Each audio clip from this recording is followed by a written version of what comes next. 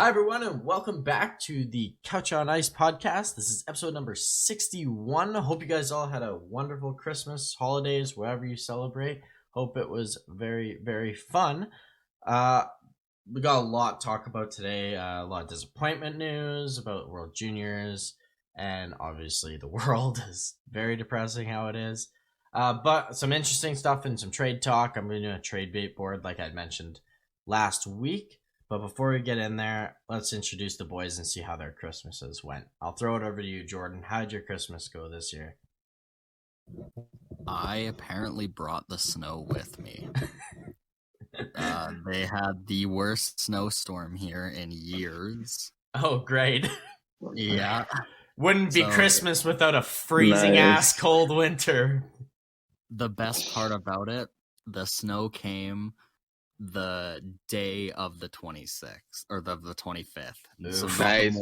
The morning was completely no snow, and then throughout the day and then the next day dumped. So were you guys trapped inside? The Christmas snowfall we didn't even get to go down to California like we planned to because there was snow. Oh, the that way sucks. Down there you have to go over a mountain pass, right? And obviously there's no fucking way you can do that if it's snowing like a motherfucker. Yeah. That's unfortunate. Yeah, so we were stuck here for pretty much. And then Sarah ended up getting really sick on the 26th, which is her birthday too. So that sucks.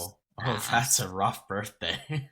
Yeah, it sucks ass. Busiest day, one of the busiest days of the year, Boxing Day. Exactly. Oh, well. So thankfully her parents ended up making it up to last night. So that's good at least. Christmas. Can't complain about that at least, but how did what about some stuff you got? What did you get to open? What did Santa bring you? Not much this year.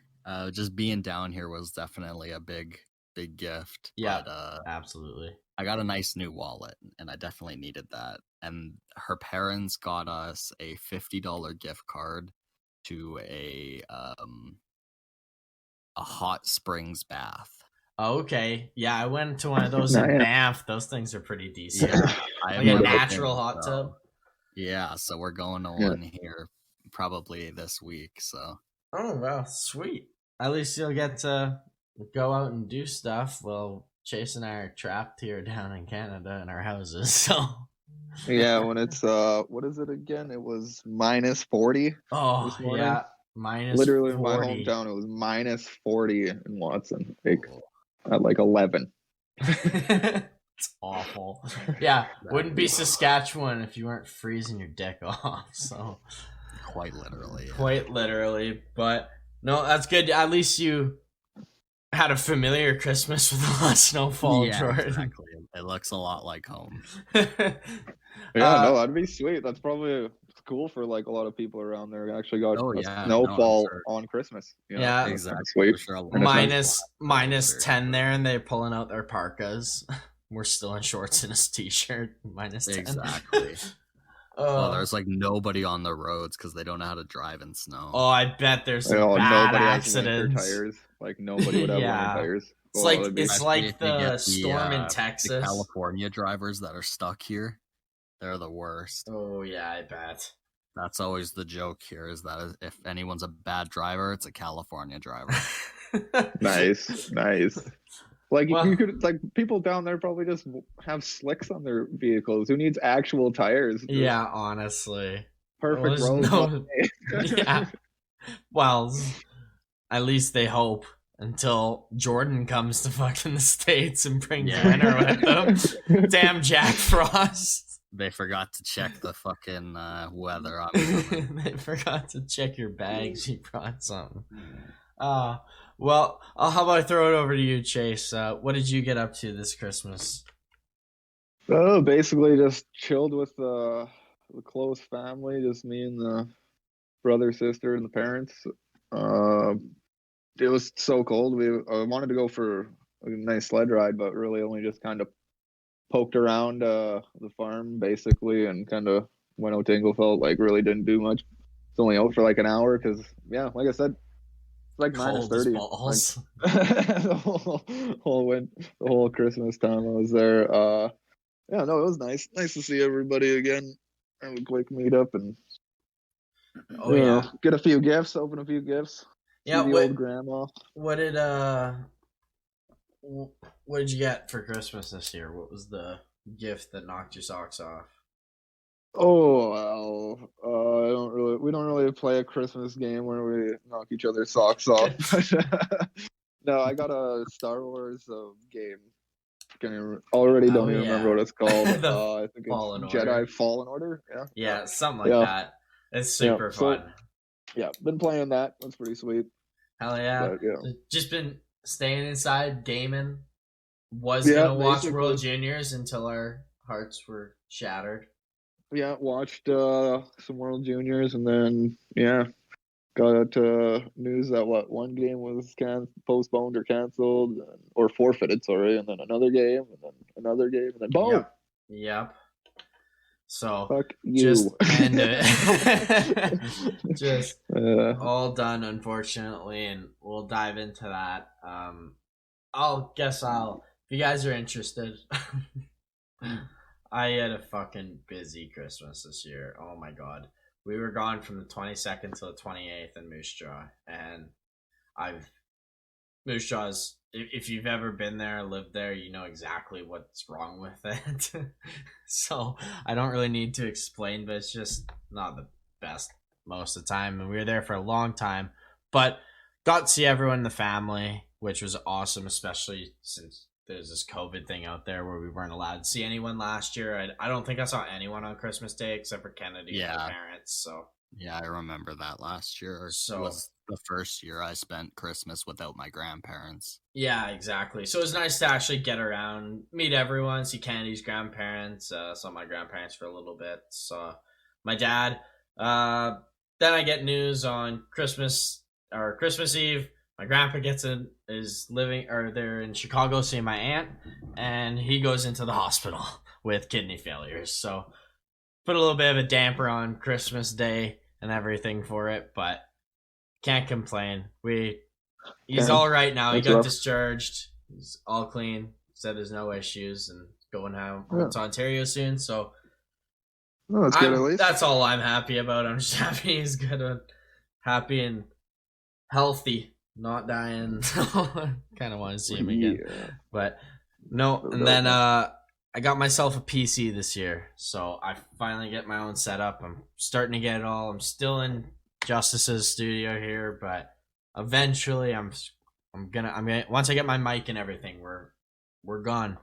We're ready to go. Ready to roll for the podcast. Ready in the own to studio. roll. Nice. Eventually I'll get some stuff in the background, some of my jerseys that I have gotten over the years, maybe some pucks I've gotten, all that cool shit. So that's been my Christmas though.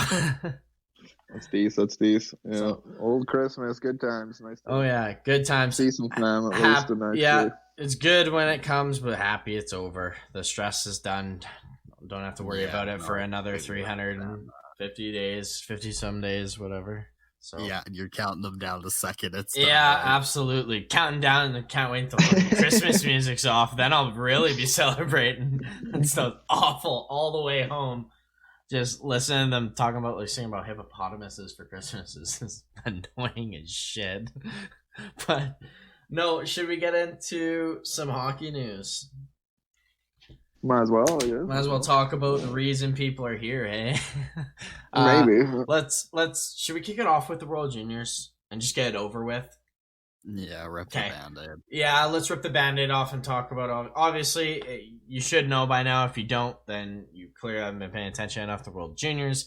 They canceled it, I believe. Was it yesterday or 2 days ago? I think it was yesterday. They officially canceled it. I'm distraught. I'm completely distraught. This is the straw that broke the camel's back for me, is in being extremely upset about this whole stuff and kind of actually taking my frustrations out sometimes.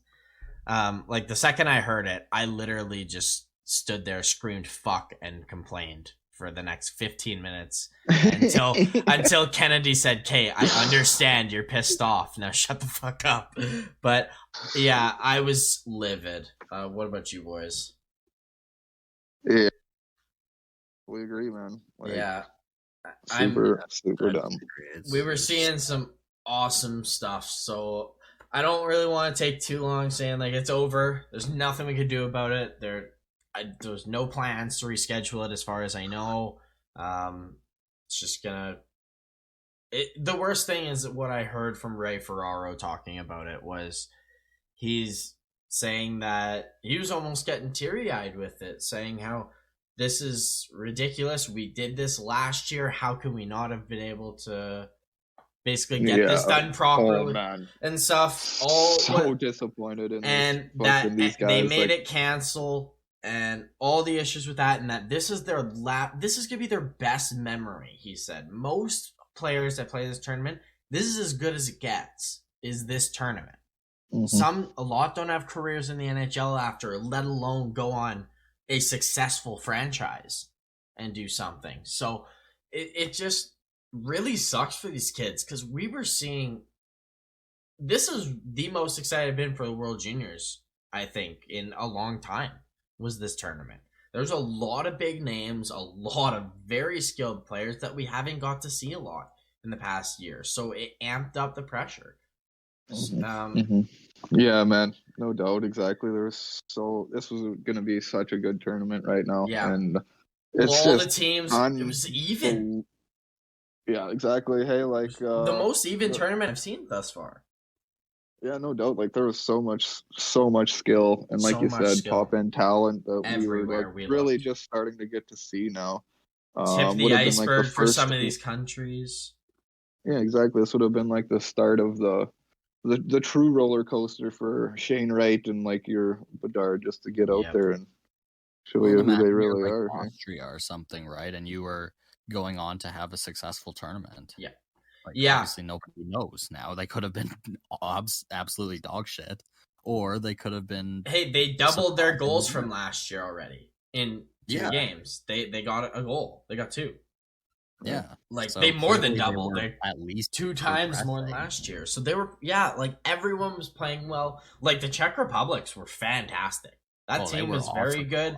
Germany was incredible. They played so good as a team. Like that was the team I was definitely most impressed with was Germany because they didn't really have many household names that we're like, there's these guys. There's Elias who's a little quiet. There's the goalie was fantastic. Real good, man. Yeah, like up and down was that Blank was pretty great. Awesome. You got a couple points. That Musenberg was from, awesome from Edmonton. Fourth round pick. Got a nice Gino. Like they were fantastic, and they outworked the Czechs, who were a very skilled team. Like that Svozil kid. Oh my god, that goal was nasty. Holy shit. Oh my god, like I was pissed when he scored that because I will take him. We'll finish with Canada because I think we can say the most about Team Canada. So we'll kind of discuss them. But I was freaking out on our defense, which I'll get into later. But that was just such a nice goal. Like I couldn't take anything away.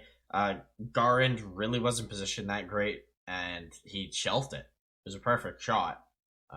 So nice, man. That was such a sick move. So gross. And who else on that Czech team? It's that you're a Czech. I loved him from what I saw. It's a shame he got hurt in that Canada game because he was a big player, and the way they're talking about him, he's gonna be a top 5, top 10 pick. Should be the first defenseman picked in this next draft. Like. He looks big. He looks strong. Crazy, hey? Looks really solid. Yeah, tough tournament for those guys. They didn't catch a break at all. They looked technically not very great just because like it seemed like every time they got anything going, there was just a brick wall hit them. Somebody got hurt or like like they just it was that 5-on-3 really killed the Czechs against us. I think they could have won if they don't take those bad penalties in the second. Sorry, go on. Just thinking about the Slovaks as well with those. They were awesome. Like they were awesome. Just couldn't score goals. I don't know what the hell was going on, but like they just I don't know, whatever. I guess like it was just how it goes. But they could have been so much better, and they just never showed it. I don't know if the depth of the team wasn't as there, and that's why it was tougher for them. But Yeah, they didn't really seem to get her going as much as I thought they would. But No, they played well against the States, the Slovaks. Like that game was yeah, it was fantastic. pretty good. Taking the previous champs to a 3-2 game when you're not necessarily a top nation was very impressive. I was happy with how they played. Didn't really see much special from the U.S. that was like blow off by Page, except for Jake Sanderson. Oh my god, that kid's gonna be a top 4 easy in the NHL. Easy. That kid logs minutes like they're nothing. I think he had an average of like 22, 23 minutes a night or something for them. He was incredible for the U.S., so I was really impressed with him off the States. Yeah, Finland's a team that I actually kind of was, well, they just looked really good throughout that tournament. They just seemed to always be flying. Himo Salmi was a guy that I just loved watching him play defense. Just reminds me kind of like a Kimmo Timonen, except right-handed-ish. Right. He just uses his skating so well to just move around and get a pass open or like get a shot on net and that sort of stuff. Just smooth with the puck. It was nice to watch. I like seeing those types of defensemen more than just like your standard standing there.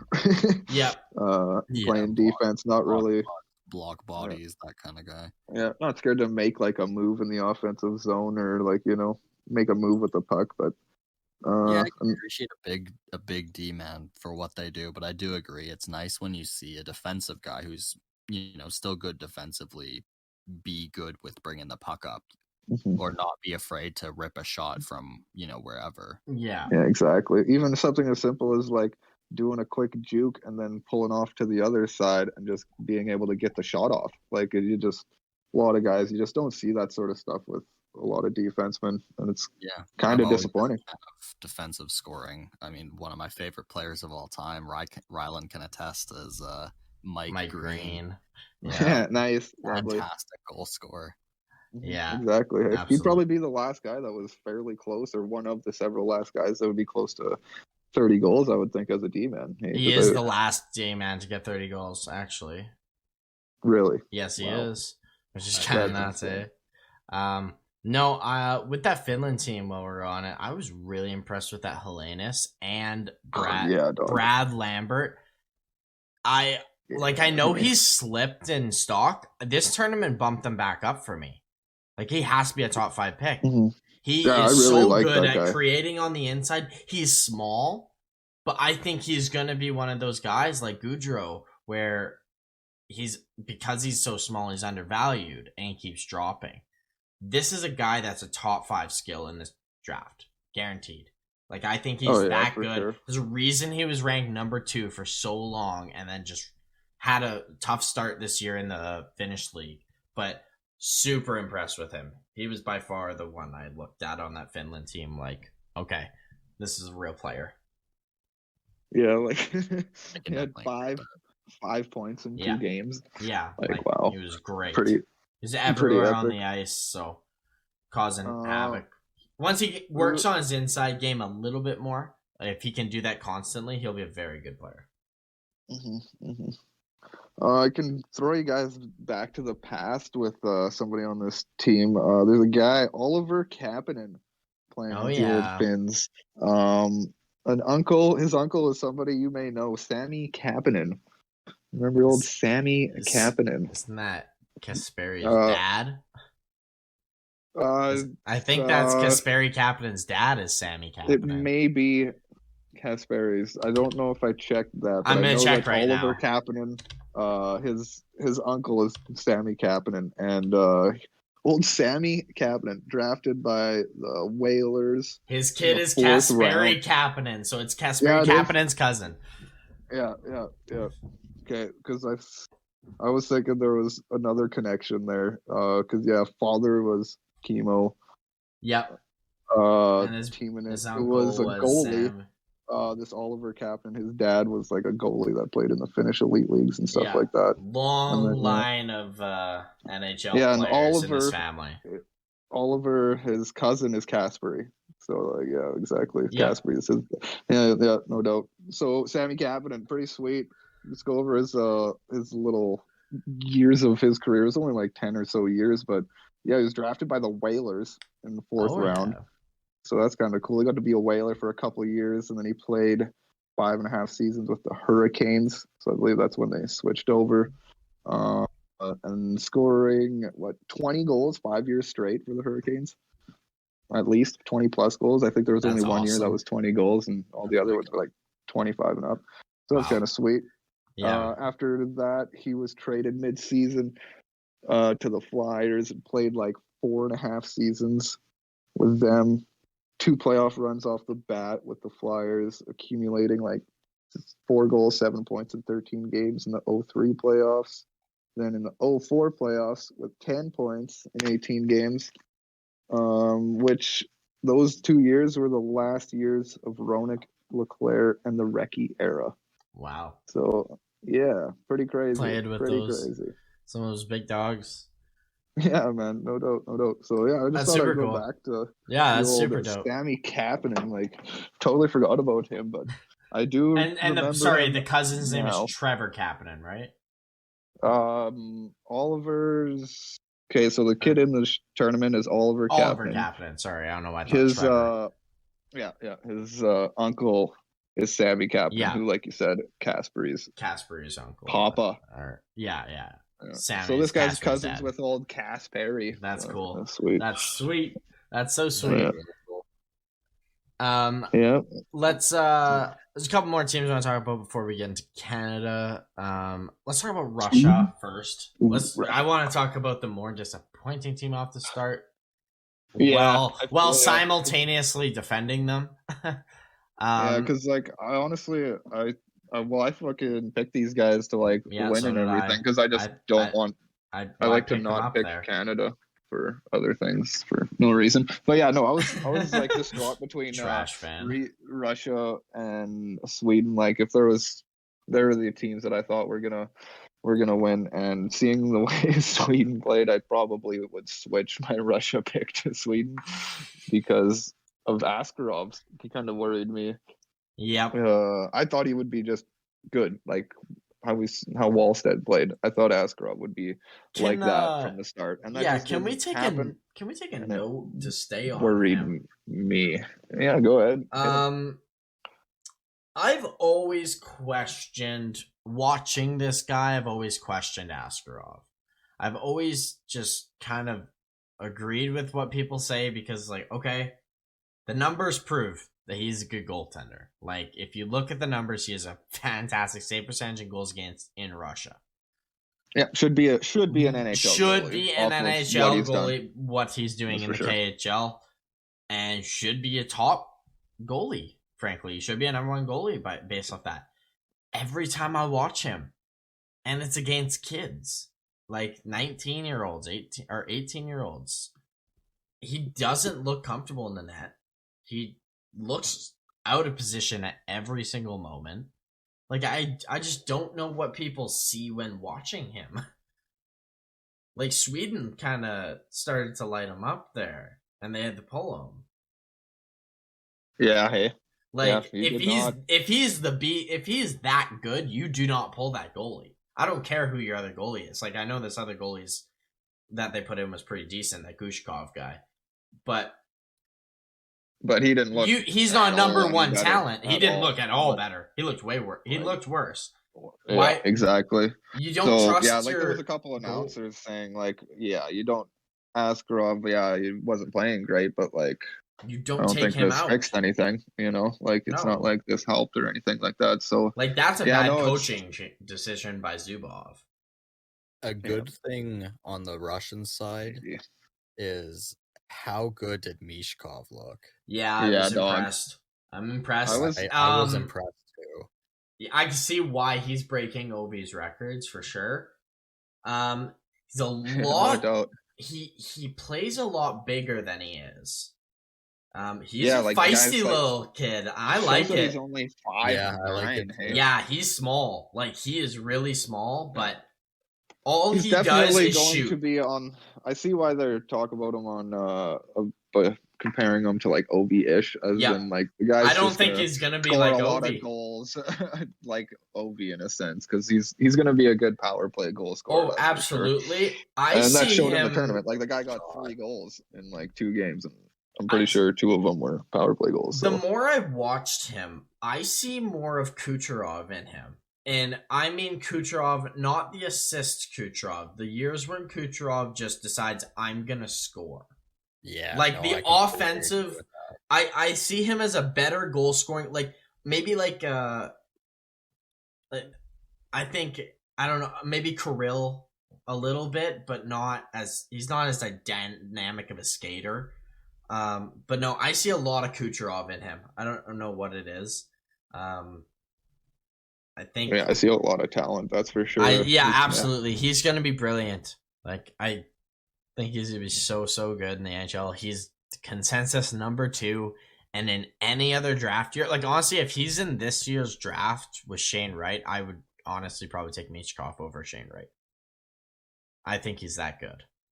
Wow. Yeah, I probably wouldn't go that far. But I would be like, I know he's a center, but give them like same age comparisons. I'm saying by the time he is 18, 19 in his draft year, will be better than when Shane Wright is in his draft year at the end of this year. That's what I think.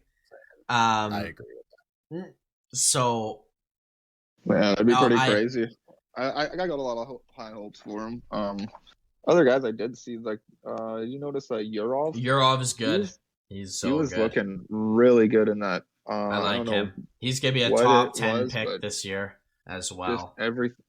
Just everything he did out there was just wow. You know, it was just smooth guy. I like seeing that. Looks like he was like he belonged in more than one way. That's for sure. Yeah. Let's move on to like Mukhamadullin quick for a second. Chase, what did you think of Mukhamadullin? I really liked him. I liked him. I didn't. I thought he was. I wasn't blown away. I wasn't blown away.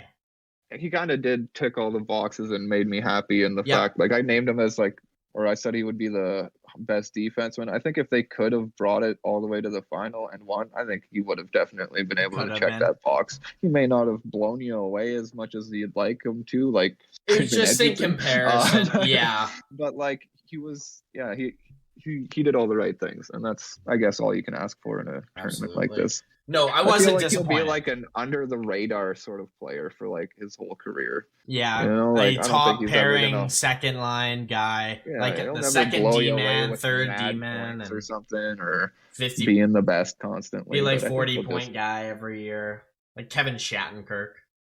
Yeah, I could definitely see that. I can see him being a lot like Shattenkirk, but bigger. Oh yeah, I see him being a lot better defensive. I think he's going to be pretty good two-way D-man for sure. I don't know. I thought Shattenkirk was pretty good two-way in St. Louis in his prime.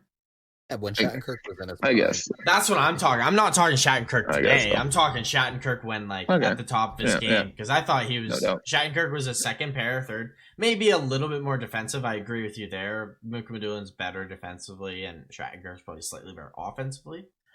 But that's the first guy that came to my mind being there. I was impressed with them. I like this team. That Minnesota prospect, too, their captain, I can't say his name. I apologize. Like, I have him. I know him very well. He's an amazing skater. I really liked him, but I just can't say his name. It's Kovanov, I guess. I think it's Kovanov. I think that's him. The Kustin. Kustanov. That's it. I was like, that doesn't sound right. Kustin. Yeah, I didn't have it in front of me. I can't say it, but I loved him. He is so good. I like what he's gonna bring as like he's electric. I don't think he's necessarily gonna be like a top line like go score 90 points and stuff. But like when he's on the ice, you're gonna have to pay attention. I think, and he could burn you. Yeah, no doubt. Just looking at his stats right now this year with St. Petersburg in the K, 29 games, 11 points. So for a 19-year-old, that's pretty decent. That's really good. So, no, I liked him. But did you guys want to slide over to Sweden now? Yeah. Probably the best team in the tournament. Yeah, like that I we said, saw. I think I'd change my stance from Russia to Sweden after I watched that. They Those had couple games, like Simon Edvinsson they had was the a best beast. goalie and the best D man by far. Yeah, Yeah. like By far. Like no, it wasn't even close. no, it wasn't. Edvinsson was just dancing around like a fucking magician, man. He It was was epic. He was the shining star on a Christmas tree. Like know that was what? insane. It was Chase, awesome. I mean this with all due respect, but I fucking hate you for being a Wings fan because I'm so jealous. I am so jealous of Yeah, him. we're back, baby. We're This back. And this it is was the only like 3 years. Like, how fucking disappointing is that for like every other? Like, I can understand because like I'm a big NHL fan, so like Mhm. I understand your position too. Like, I would be unbelievably pissed. There's a it's seed unfair. of Gotta hate there's Tampa, huh? literally a Because they've been seed great. Yeah. in my mind that literally I feel this as well. Like, fuck you guys. Like, that's fucking It's ridiculous. That like unfair. we had like 3 years off, and like there's no way we get worse from here. Like our No. team is going to get better and better and better. So Your team's suck it gonna up, be I guess. incredible because of your defense. Like this is the best D man I've seen in years in this tournament. I know it was small sample size, but that's all we're gonna get, unfortunately. How many times do you see a guy just act like he shouldn't be there? I haven't He seen that looked very often. They usually NHL don't bring ready. those guys. You know, He's they don't bring those NHL guys ready. usually. Yeah, that was like epic. he was calm. He was spinning in his own corner with 3 guys around him and would He knew pass he was into his faster own and- slot, and it He would knew he was break out faster and perfect. Had a better reach.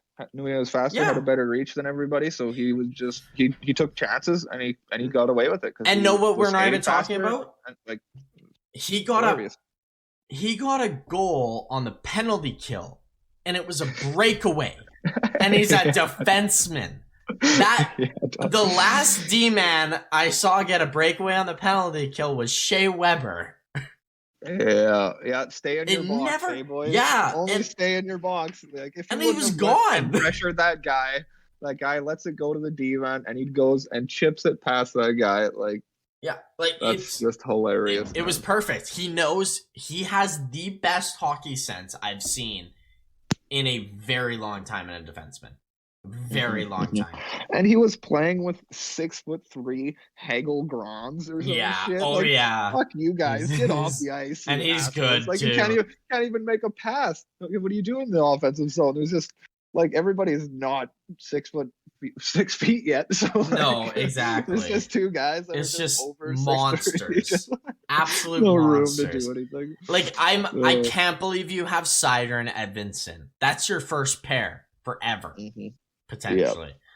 Yeah, it's funny because like I really Like it's better than Lindstrom or Falsky.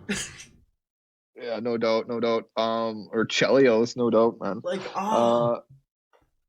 yeah. So you got me thinking about the Wings instead of this fucking yeah. Swedish team. Jesus, No, yeah, no, sorry. man. I'm excited. Well, excited for the future, dog. why don't we combine the two and talk about the other Wings guy on Sweden there? That Niederbach. Yeah, sure. Niederbach. Hey, Fuck, he was good. About how he played, is man. such a good shot. Oh, boys, he got a rocket. Yeah, he was just another small piece of the offense in all reality because like they had a team. Yeah, Like, if he shit. can progress into a legit top 6 guy, do you know who that makes expendable on your team to get even better? Philip Zadina. Like Zadina's like Zadina and like Hronek are my guys that I'm kind of worried about them actually sticking around. Same with Fabry, but yeah, man, like it's kind of I like how they're progressing all those guys, and I want them to be around for a while, which they can be for another couple years, that's for sure. Never know. But I'm pretty sure you guys are gonna get pushed out in the end or something. At some point here. Well, with some of these prospects that we saw from them, like wow. William Eklund too, he's good. Yeah, we knew that though. Man. That's not surprising. We've kind of already seen him this year, and I thought he was going to be one of the players of the tournament, and I think he would have been the forward of the tournament actually, if Sweden had won. He was just everywhere. Like he was such a threat at all times. Obviously, and know who else I was very impressed with? Victor is it Victor Olsson? the Colorado. Oscar Olsen. Sorry, Oscar Olsen from Colorado pick. I loved him. Like, again, dog. He's great nasty. shot, and he's skilled. He is very skilled player.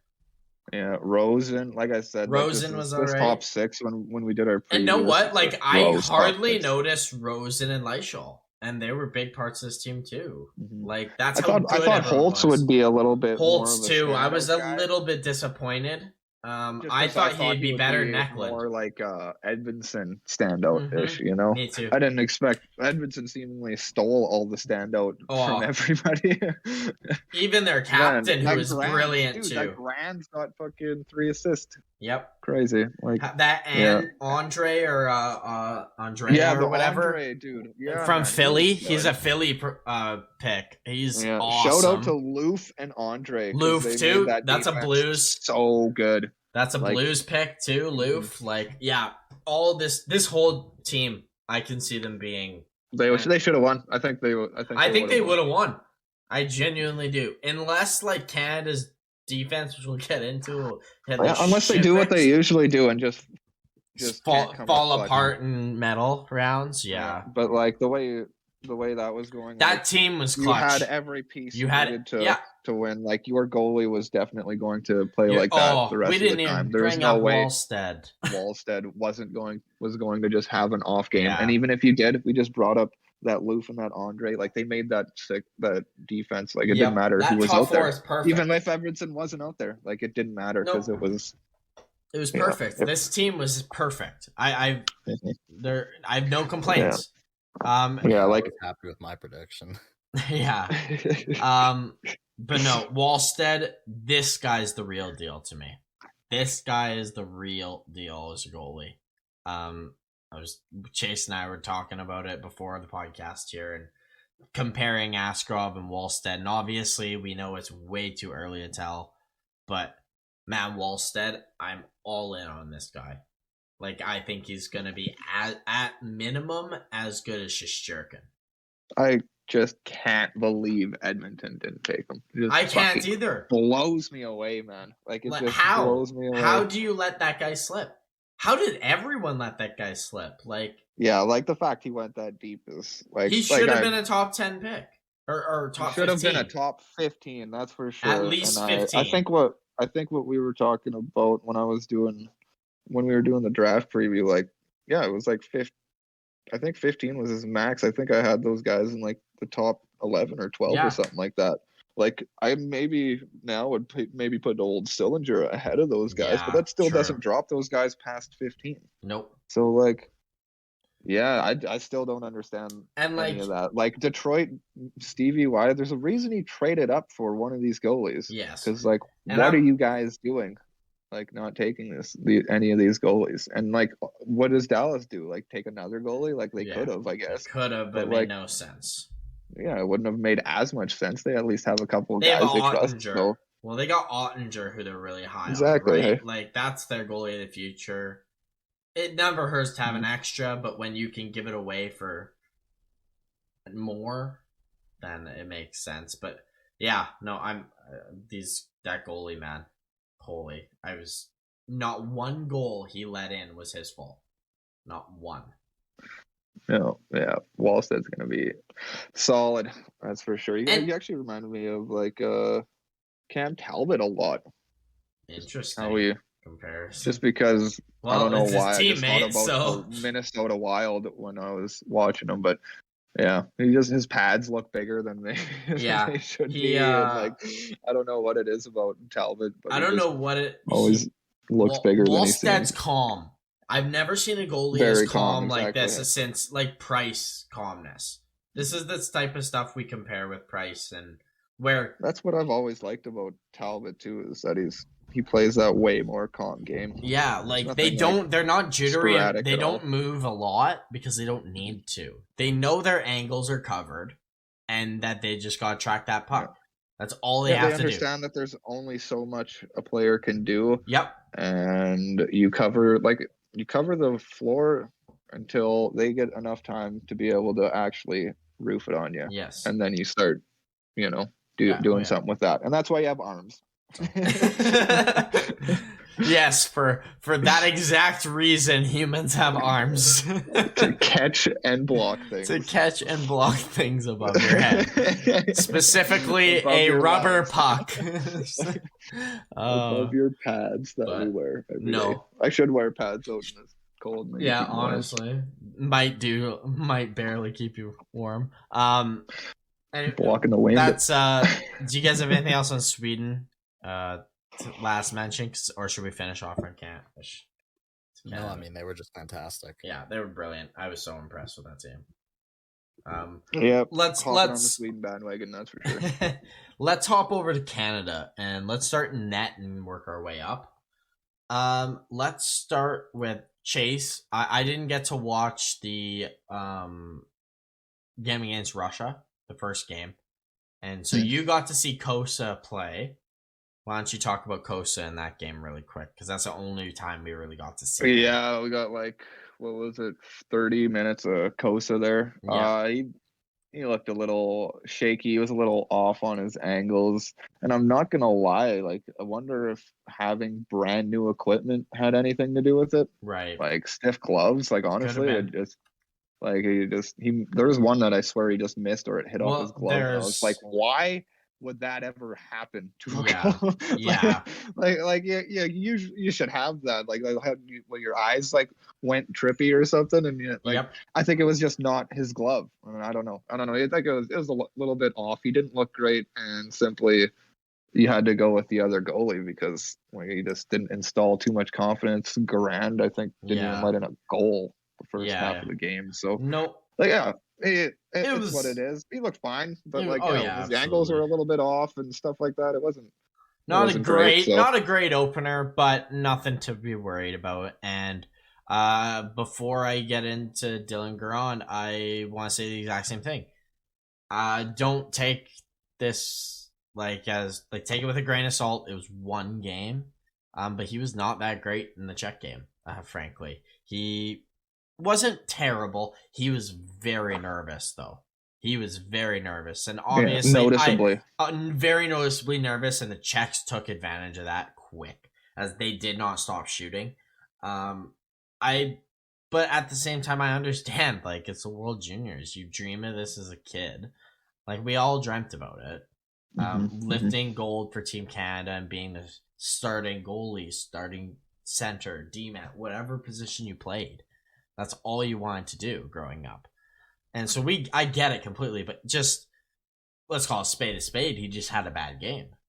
He wasn't that great. He was too nervous. He settled down more as time went on and Canada kind of got a stranglehold, but I think that was also their defense finally not taking their head out of their ass a bit more.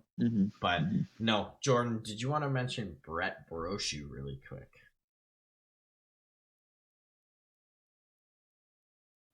Yeah, I think he looked pretty decent. Yeah. The old Brochu. Anything else? No, I mean he was just solid in goals. So. Yeah, no, I definitely. I wasn't impressed, but at the same time, I wasn't worried. Yeah, my only thing, he got too comfortable a little into that game. Yeah, he was very solid. He did everything right because Brett Brochu is the type of goalie to me that could be a starting goalie on a team, but they have to be a very good team. He's not going to do well when he's getting peppered with rebounds. He's good at making the first save or two, but I would be worried about it after that, as most goalies, right? If you got good enough defense to win those puck rebounds out and clear it, I think he'd be a very good goalie. That being said, that first goal where he rushed out for the puck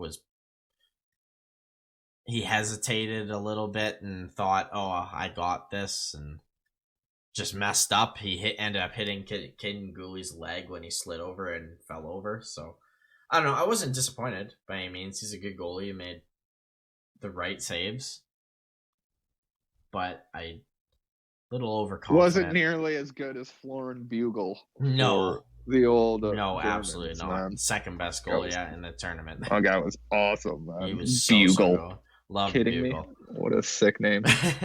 But let's move into the defense, and this is where I have a gripe with this team. This defense was not good enough at all. Whoa, what do you mean? Sabrango was fucking fire. Power. Offensively, we're great. 15 goals. Yeah. Oh, I won't deny they scored, but they were awful defensively. Awful. Yeah, like super. Gooley was good. I thought Gooley was very solid defensively and kind of helped ring them in a little bit. I understood why he was captain. Yeah, he was very lot more like Shea Weber. Defense sound for sure. He reminds me a little bit of Shea Weber, Chris Pronger, a little bit there, like a new age. Ooh, wow. Caden Gooley. I like him. I really like him. What he could potentially bring. Isn't he like a Montreal draft pick? Montreal. Oh, that's the Montreal. He's a Hab, first round pick. Oh my goodness, guys. He's dope. I love him. Owen Power was real good, but I don't really have anything bad to say about Power. He kind of looks.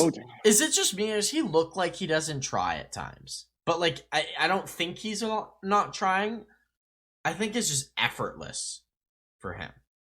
Mm-hmm. A lot of the time. Well, when you can skate and stick handle and think that well at 6'6", man, like this is like we've never seen this before. Like Hedman's good, but like this is he could be someone very much like him. Legit offensive awareness and legit hands, like Brent Burns, like maybe even a step higher on skating. Yeah, on Hedman. Like this is actually going to be mind blowing. Yeah, I'm so excited for this guy.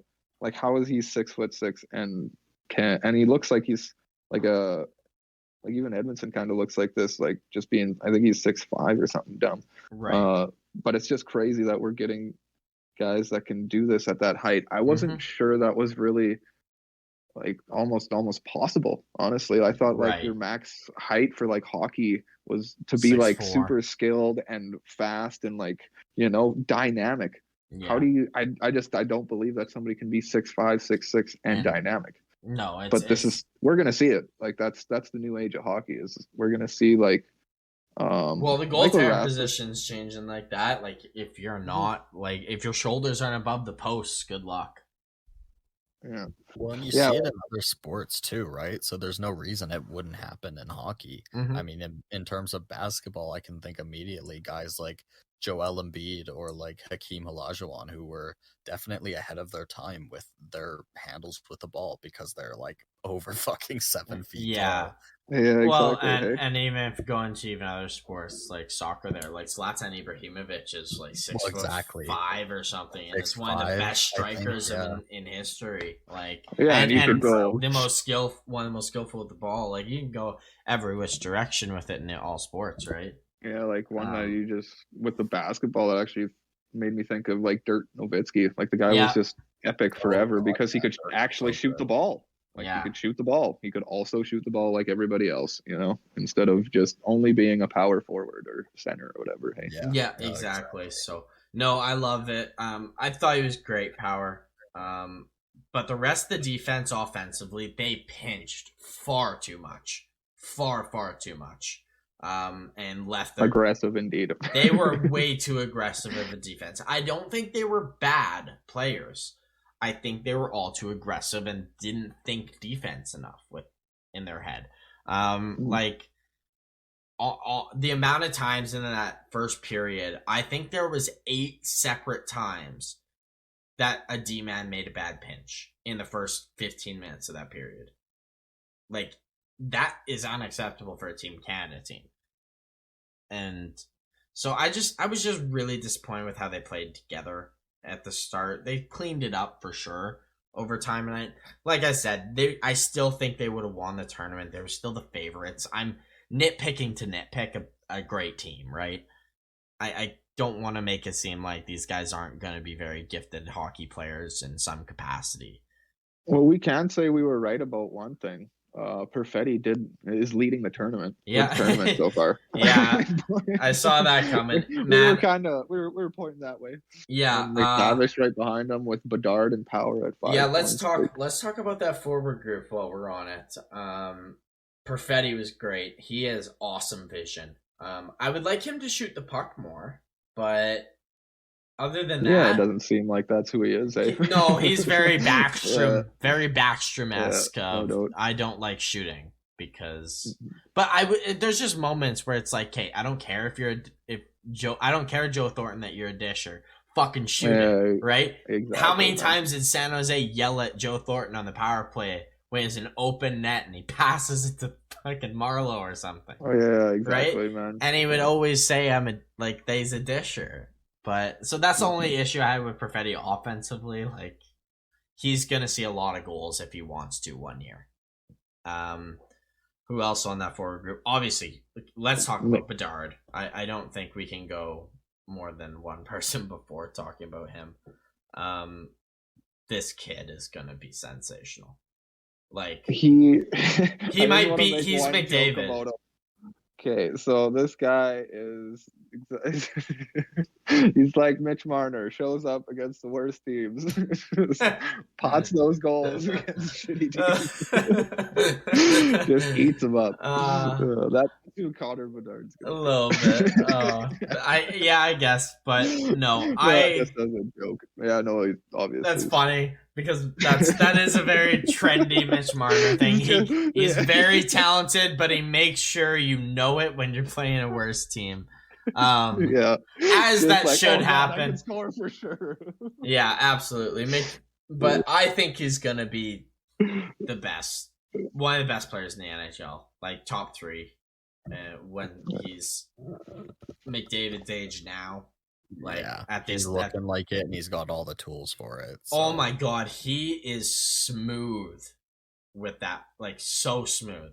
His agility. Well, he's working with McDavid too. So. Yeah, I'm like blown away by Bedard and what he can do with the puck. Like, he's the best with the puck. I've never seen a kid this good in a long time. Like, McDavid didn't look this good when he was 16 to me.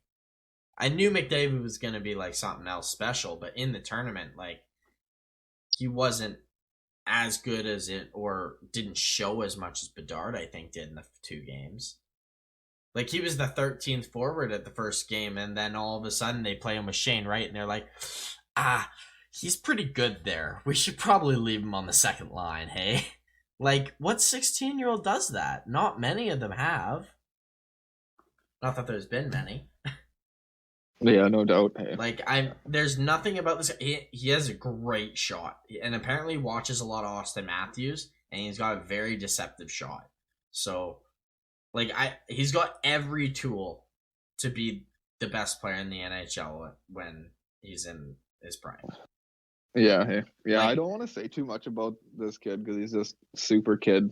Yeah, so I'll give it a year. Yeah, absolutely. Before the draft, but like, yeah, time will tell. Like, we thought Atu Rati was going to be a first overall pick for a long time, right? For a year and a half, and he dropped 26th and was barely a first rounder. Like, this stuff happens. Yakupov, first overall pick, didn't become anything. The good thing going for Bedard is that the league is not like it used to be. You're not going into a league that's just. He's going to be going into a league as an 18-year-old with no one headhunting. You're not. Yeah, exactly. It's not the crazy intense, it's a skill physical league beat now. you up. Yeah, it's a skill league. Skill will fit in. So absolutely. So I was completely blown away by him. What did you guys think about Shane Wright? I didn't really notice him that much, I didn't honestly. Either. I was a little disappointed. Bad, right? I was a little disappointed, but I know my expectations were like they were up there with Bedard. Like, I expected these young guys to show what they can do. Mm-hmm. I expected Shane Wright to be like a Perfetti good. I expected one of these guys to just not really show very much. One always does. There's just too many guys like Perfetti, Bedard, and McTavish. Like McTavish was going to do. No, what's a prime example of that is 2010 Olympics. Sidney Crosby really didn't have points-wise, didn't have a great tournament, but he scored the game-winning goal. Like, the best player in the world, and he wasn't their best offensive player, right? Yeah. Like, just an example, I'm saying. Yeah, no, I was far more impressed with McTavish. Oh, fuck, he's good. Like, he was epic in this tournament. Like, I am just, God, I can't wait for Anaheim this guy is going to he's going to have a way force. better career than Beniers. Like, I think they should have taken him first. I might stand on that hill for the rest of life. That's a hot take. The only reason he's going to do great and he's going to be better than Beniers is because he's not on that Seattle team, so I can't really say too much. Okay, so, yeah, okay, that's fair. I think, what though? Beniers might have an epic career, but like, McTavish, do you know when I look at Beniers, more impactful and actual epic career for like winning and like actually doing things. But the thing I will say about Beniers, I don't agree with saying Seattle should have taken McTavish. For the only reason, I think Seattle might be very bad for a couple years, for a while. I think he'll thrive in that Beniers.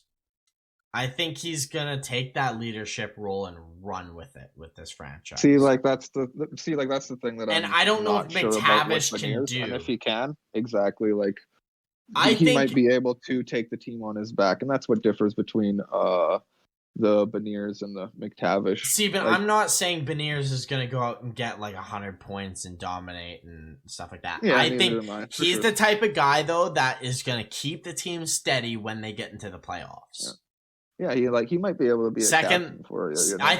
I think there's a very good chance he will be their next captain, Matt Beniers. Unless they get Shane Wright this year or something crazy, like unless they get, or like next year Bedard Michkov type, like unless they get a player like that, I think Beniers is pretty well locked for a captaincy in the future. Just how his demeanor is, right? Yeah. Like, basically, what I'm trying to say is, like, I love how his, like, exactly all the things we just mentioned. Like, he can probably has the capability of being that number one guy. Yeah. I just see, in the end, you're gonna look at McTavish's career and be like, oh my God, he did this, he did that. Do you remember this line he was on for like 10 years or something like that? Score points. Like, he's like the greatest in front of the net. He'll be like in that Pavelski conversation. I got a comparison. For you. Evgeny Malkin. He's not. He's not going to get that much. Oh yeah. He could be that. He can be Malkin. He's going to get hurt all the time, McTavish? No, okay, healthy Malkin. Just big, strong, great with the puck, great skater for a bigger guy. Like, I see a lot of that in him. The way he was skating around the net, he seems like a faster Malkin to me.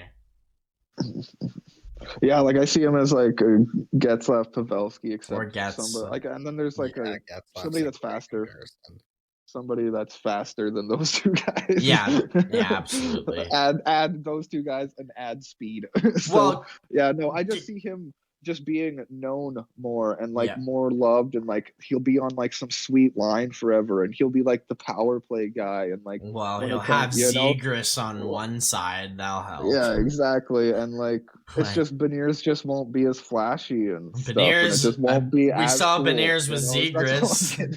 Like, he might have a better career in a sense as being like the number one guy on his team and that sort of stuff, but I don't know. Maybe not. It's two P's. A lot more right? positivity through his McTavish's career than the positivity will be for like a Beniers. But man, and I would say the flip side, if Beniers had been drafted by Anaheim, I think the team sways that look massively too. Maybe so. Exactly. Like, I think we gotta wait and see what Seattle becomes in the future before we can really judge Beniers. Exactly. If the team is shit and Beniers isn't doing well, I think we can chalk up that's probably Seattle. But if the team's doing well and he's not, then we can be like, as well as obviously McTavish. Then you can start being like, maybe. But anyways, do you guys have any final notes on Team Canada before we move off? Because we've been talking about this for 45 minutes now. Who was that guy they tossed on the line? He was right at the end. It wasn't. That's American Samoskevich. What line? It's a name like that. It was with like Bedard or something, or and Shane Wright. They threw some Stankoven. Stankoven. There we go. Logan Yeah. Stankoven. He Yeah, was super played that good. one. Yeah, that was a sick game. He played Man, he awesome was on that trying one. so hard to score a hat trick against Austria. Oh my god. This kid that kid's fast too. I really like how he skates and shoots. Mm-hmm. Dallas has got a good one. Hell yeah. So I just wanted to bring him up because he was pretty fire in that game. Put him with the top guy. Obviously, he can make something happen. Yeah, Jordan. Anyone else or? No, I mean I was impressed with Logan as well. I saw the effort that he put out there. I mean, I think it spoke for itself, really. Well, he was a scratch the first game, so he definitely showed he didn't want to be a scratch again. That's for sure. Exactly, which is what you want as a response. You don't want them to be throwing a fit, upset, not giving any effort. You want them to be like, exactly. You want them to be like, all right, I'm gonna work for this. I want this spot. This is mine. Yep, absolutely. So, anyways, that's our World Junior preview. I know it's unfortunate we didn't get to watch the whole tournament and see all this stuff. We did get to see at least we got to see a glimpse of some of these kids. That's the only saving grace I'm willing to take with this. But other than that, they might have the tournament. Well, they might reschedule it. I doubt it. Maybe, but I doubt it. I don't see. It sounds like they want to work to do it. So if it's a possibility and enough people, of course they want to do it. They have it's the biggest money pull of the year. Is the World Juniors. Like, I'm surprised. Like, they'll do anything they can to try and do it, but it's just annoying that it's not happening when it's supposed to be. It's so disappointing. Like, they literally. They had it up and running, and then they had that's what's disappointing about it. One COVID case. All they needed was one COVID case, and a team instantly forfeited. So that's one just so dumb. Yep. They didn't change anything once the variant came out and started actually becoming prevalent in December and hit the NHL in mid-December. They did no changes. They didn't change anything really. They did a few things here and there, but they were already screwed. They had this wedding already planned at this hotel, which is more or less probably why this outbreak happened. I'm just so fucking sad and disappointed in the management of this and of everything what made that's you guys being done. think this was going to work. Didn't go in a full bubble. Like I said, there was a fucking wedding in the same hotel that they had. Like, what do you guys? What are you thinking here? That's just if you're gonna have such strict protocols to make it canceled, then be smarter about how you handle it. It's that simple. Like the protocols are what the protocols come out. You can disagree, you can agree with them, wherever you want. They're there, right? I don't care where you stand. They're there. You have to learn to work around them.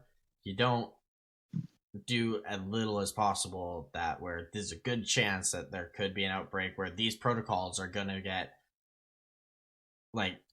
they're activated basically, right? So no, just disappointing. I was so excited for this tournament, and like I said, I was bitching about it for 20 minutes yesterday. So let's go over into a new segment that Chase wants to do. We're each gonna, I don't know how often we're gonna do this. It kind of depends on how it kind of goes here today and kind of a bit of a test run. We're going to do a future watch. So this is just a segment where each of us are going to bring up a topic that is coming up in the hockey world that we would like to be on, that we're excited for that's coming up. So Chase, since it is your segment, I'll throw it over to you to kick it off. Sweet up. Yeah, just basically just call it future watches simply. Anything that we're thinking about, anything upcoming and all that sort of stuff that seems interesting. Everything hockey. Maybe some predictions and all that sort of stuff. But first I'm going to kick it off with the Winter Classic coming to you on Saturday at Target Field, home of the Minnesota Twins. So Wild face off against the Blues. So obviously it's super stoked. Winter Classic, very good. Always game. Classic. Love these outdoor games. The Minnesota Twins is a baseball team. If you don't know, so it's a baseball field. Uh, but the one sad thing here is names that we may not see because of, well, not even just COVID, but even injuries as well. There's quite a few guys out. Shen, probably not going to see him. Sundqvist, Busnevich, Barbashev, Bertuzzo, all most likely not going to play. Sundqvist and Busnevich are possibilities for this game. Right. In the fridge that we call outside because it's going to be cold as shit. Because like when it's minus 40 up here, I'm pretty sure it's minus 20 down there, boys. Yeah. But anyways, Wild have a few key out too. Spurgeon, Brodin, Erickson, Eck, and Greenway. So Greenway being the only one that may be able to play. It kind of sucks. Like they're not too bad, but Spurgeon, Brodin, Erickson, Eck, that's kind of not sweet. So we'll miss a few guys. Might not be the greatest game we all hoped and imagined, but hopefully at least Sundqvist and Busnevich play for the Blues, and we're only missing like a Shen and like a Barbashev or a Bertuzzo. So yeah, it should be a good game. It should be fun. Too crazy. Yeah. Even with all the losses, the protocol and crap that's going on. Yeah, people just being out in general. A little gem in all this is the fact that homegrown Nick Bugstad grew up in Blaine, Minnesota. Yeah. And he was a massive Golden Gophers fan. The old University of Minnesota Golden Gophers team. They're like the NHL to him. They just admired those guys. Along with like what I think it was Justin Hall too. So yeah, no, just looking forward to the old matchup. 6:00 Central Time on Saturday. The old classic winter classic. Hey, minus I think they said like 20 for sure. Man, possibly a low of minus 26. So yeah, it's gonna be a little frosty, but super stoked. The NHL should hire you for their fucking ads for the Winter Classic.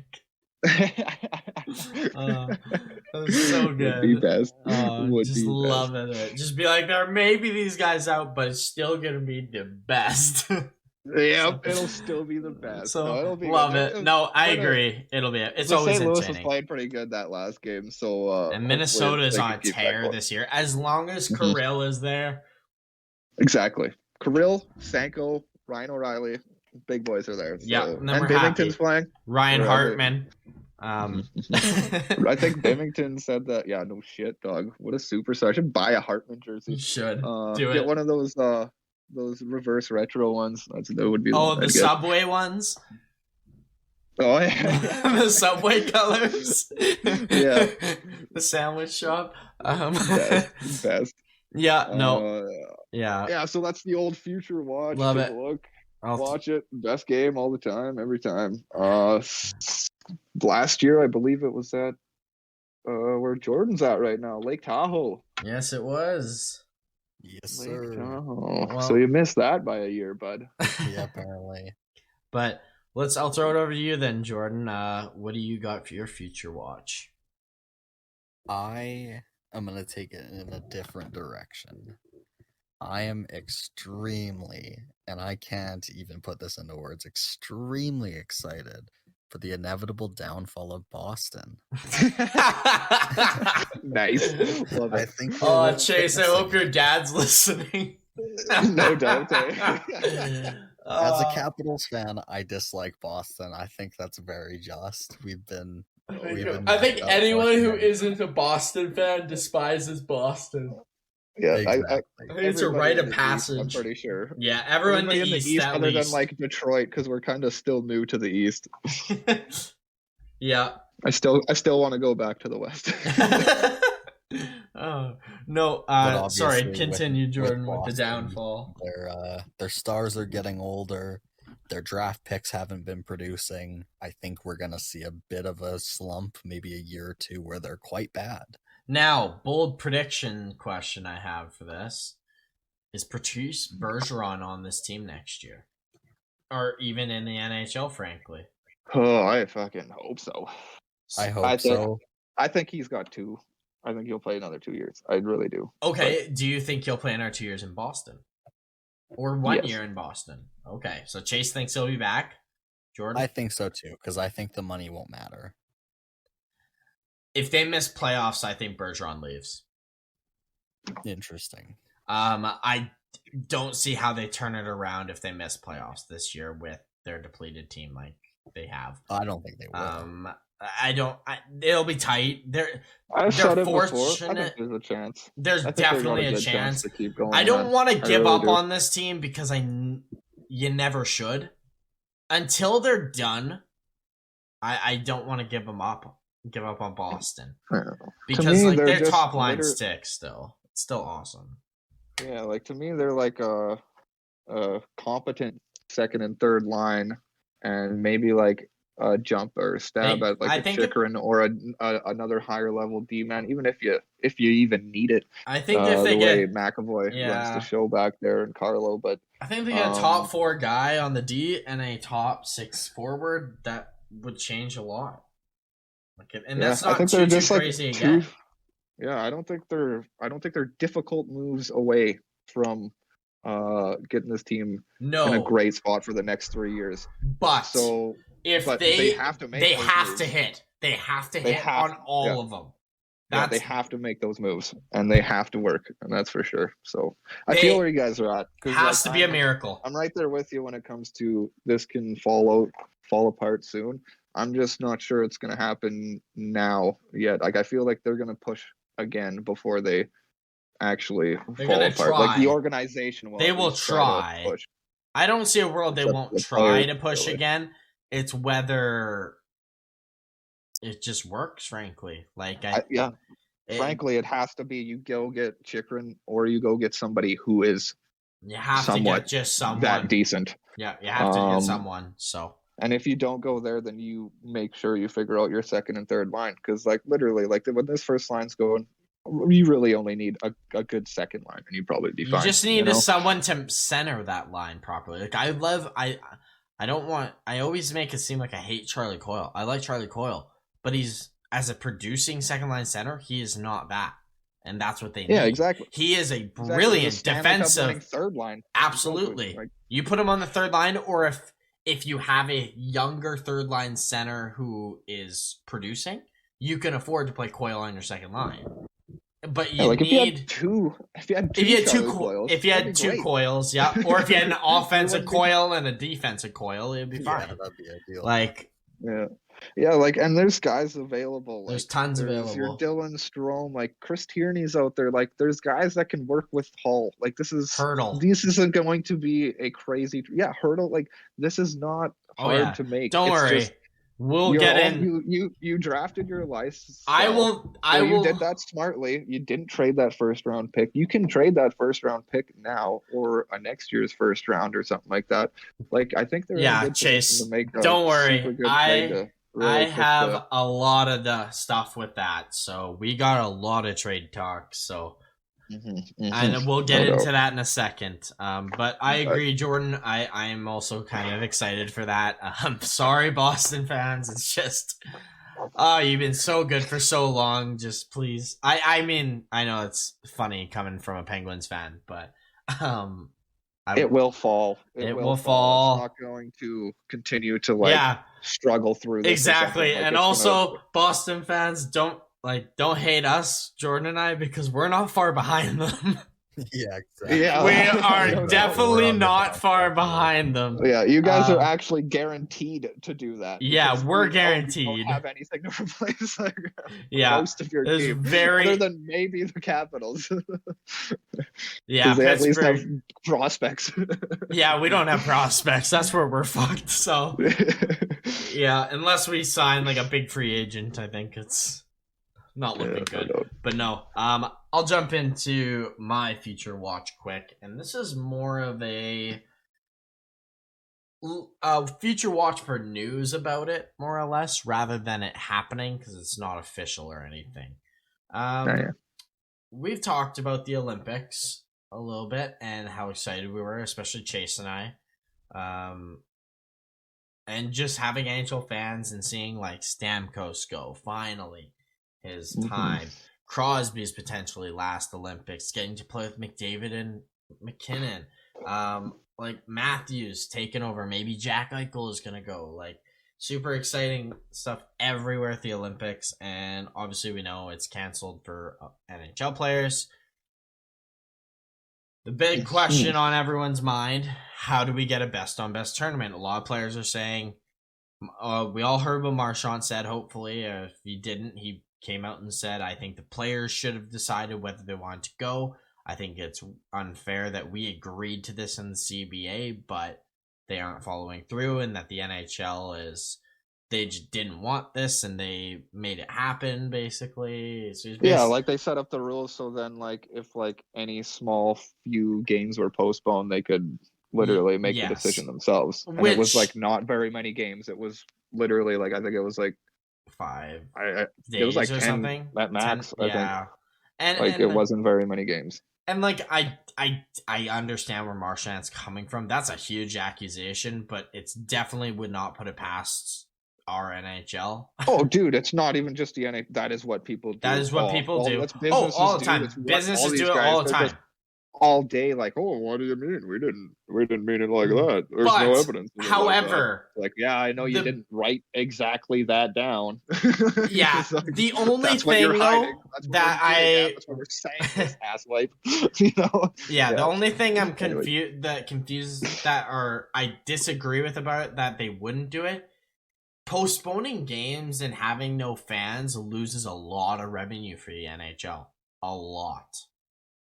Like, they were really upset at the Habs for having no fans and saying, like, that this isn't lasting long. So that's where it gets a little, like, would they really shoot themselves in the foot to save? Would they, right? Like, would they cut their hand off to save the spread? I don't know. Because they typically don't. They wait until it's too late. They're all about having the Stanley Cup handed out at whatever the same time that all these 40, 50-year-old people are apparently so worried about. I know, and it's. Like, I don't I'm so like I said that it can't get pushed back. Like what? Like I'm sorry, I'm not old enough to have this like 20 straight, 30 straight years of the Stanley Cup being handed out at the exact. I don't care time. when it's handed out. Ingrained in my brain or something like that. But like, it would be nice to have it at the same time every year. But you got to be realistic. Yeah, exactly. You gotta be realistic. At the be all and end all, I want a cup handed out. If you hand it out, you can hand it out next December for all I care. If a cup's handed out, a cup is handed out. Yeah, I want 82 games and a cup handed out. I don't give a fuck when it's handed out, dog. No, I don't. Exactly, and that's the thing. Like, if you have to push into the player's summer, do it.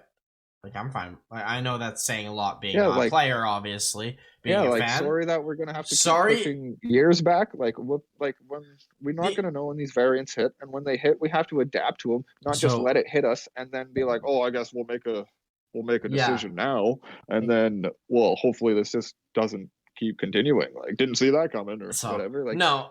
Jesus so Christ. No, exactly. So I'm okay with pushing it back, but what I'm trying to get at, my whole point across, I want them to announce the NHL, it's a win-win, an NHL World Cup. And them do a proper World Cup. Keyword world. I want that it's a win-win because the NHL, you do it in North America this year, you do it in a bubble this summer, during the players' summer. And if they really don't feel like going, then I mean, I guess you figure out when that boat comes who it is. They probably would have to allow them the chance because of opting out or something. Have a World Cup, though, this summer. After you award the cup, give the cup winners and the two finalists, give them, 2-3 weeks to party and, celebrate, and then get into the World Cup and training camp for, a small training camp of it. From what I heard, it takes a year and a half to set up that event, from what I understand. So I feel what you're saying. It doesn't. Cool. If you put enough people and money and everything into it, you can get it done this summer. And do you know how much grace that would give the players, the fans, everyone? That's a free win. Well, not free win. It's an expensive win, but they make money off of it too. Yeah, but these organization takes a year and a half, man. Yeah. Exactly. I know it's stupid. Yeah, no, exactly. It's all stupid, but this is a win-win-win for every single person involved. Every single person. No. The summertime. I think I've said this before. 100%. They should change this. They shouldn't even be going to the Olympics ever since the last kerfuffle of crap that happened several years ago. Like the first World Cup, the reason that happened, you should have kept going off of that. And went with it. But what you do is you go to normal teams. That's one gripe I have with it. Because it's my future watch. I'm deciding I don't want to see Europe. I don't want to see Team North America. It was fun the first time. Not again. Yeah, but now nations countries that are good enough, right? That's the point, right? I want to see Germany. I want to see Slovakia. I want to see Czech 100%. Republic, right? I want to see Canada versus US. I don't want to see Canada versus North America. Yeah, who fucking cares? Like, it was cool. One time we see it. Like, that's a video game simulation World Cup. Is all it was for a season. They tried it, made some money. That's what it was for. That was cool. Publicity was awesome, but you can't do that again. The gimmick works once, can't work twice in my eyes. So that's what my future watch is. I want them to announce something this summer. If it takes the year and a half, next summer. Yeah, exactly. That's close. And whatever. Because then Stamkos still has a chance to make it. Crosby, McKinnon, McDavid get a chance to play guard. Everyone we want to see in this tournament should still be close enough eligible to make the team within a year. Exactly. So just do that. Yeah, I don't think the rosters would change too much. That's for sure. Maybe like 2 or 3 names per team tops. Yeah, exactly. So unless drastic things happen. Fully agree, man. Fully agree. Get this Olympic crap out of here. The NFL doesn't go to the Olympics. Who cares? It's just have the Olympics stay exactly what it is. Like, don't send NHLers anymore. Do your own World Cup, because as much as I want to see the Olympics and we love seeing them go, like Chase said, no other sports best leagues send their best players, right? And also plus the NHL can make money halfway through the year. Like, this is what's so dumb about this. They don't make money. It's halfway through the year. There's no you can do it at a different time. It has to go on at the Olympics. Like, and there's so many boxes to check off that it doesn't make any sense whatsoever for most people, other than the fact that we grew up wanting to play in the Olympics or something like that. Like, dude, Nick Bukestad grew up wanting to play for the Golden Gophers. Yeah. It's not that big a deal. No, Olympics around. Sorry. The World Cup, if you do it properly, it can replace it better. You're still representing your country. Like, that's all they care about. They care about wearing the maple leaf on your chest if you're Canadian, or the blue and white, or the red and white stripes. Like, this could be a World Cup A and a World Cup B. Like, you have your other group because that's your qualifying to get into the main. And you can bring in other nations and stuff if you want to, and you can do this in the spring training or something, or not plan it whenever you want. I heard people saying if you want to do it every summer, you can do that. I don't think that's feasible by any means. I think every 4 years is every 4 years is good for me. It makes it more prestigious to be on the team if it's every 4 years and mean more when you win. But no, that's all I want to see. I want to see a World Cup of hockey where the NHL can make some money off it, because that's all they care about. So I'm trying to find a solution for everyone. The players that I want to see on the teams are going to be there, or at least get a chance, one last chance, because the NHL fucked them, and for years they have. And that's all I want to see.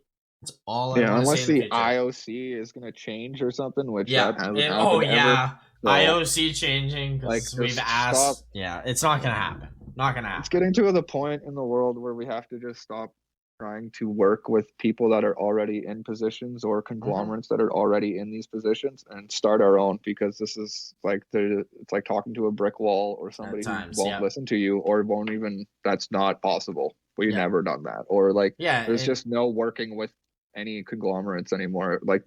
Everybody should just start their own new everything, because it's just what the hell, guys? Like, why do you make things seem so impossible? Yeah, in certain cases, in some cases, yes. And like double IHF, I 100% agree with you with that. We need new. But no, that's all I got for the World Cup or anything. If you guys any add-ons to it you have?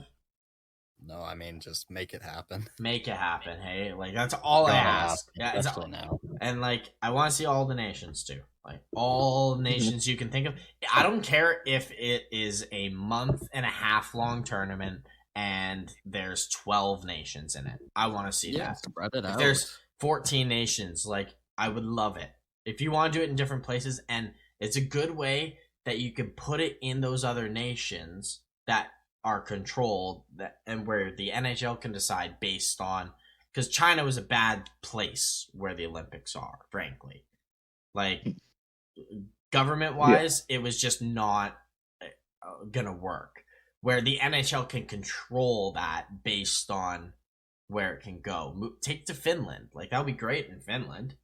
Yeah, right? Exactly, Sweden, hey? Russia would still be good. I know it's a little here and there, but like if you took a certain place in Russia, it'd be great. Like no, so and you can just do so much more with this as well. Like this could be just more than like the men's thing. You could like make an under 24. Like maybe you steal the idea of the whole North American thing. And know what you do like, as an NHL. Do an under 24 tournament or something. That would be not. Cool. It doesn't have to be long. It can be like a World Junior or something. Like a World Junior, just do 10 teams.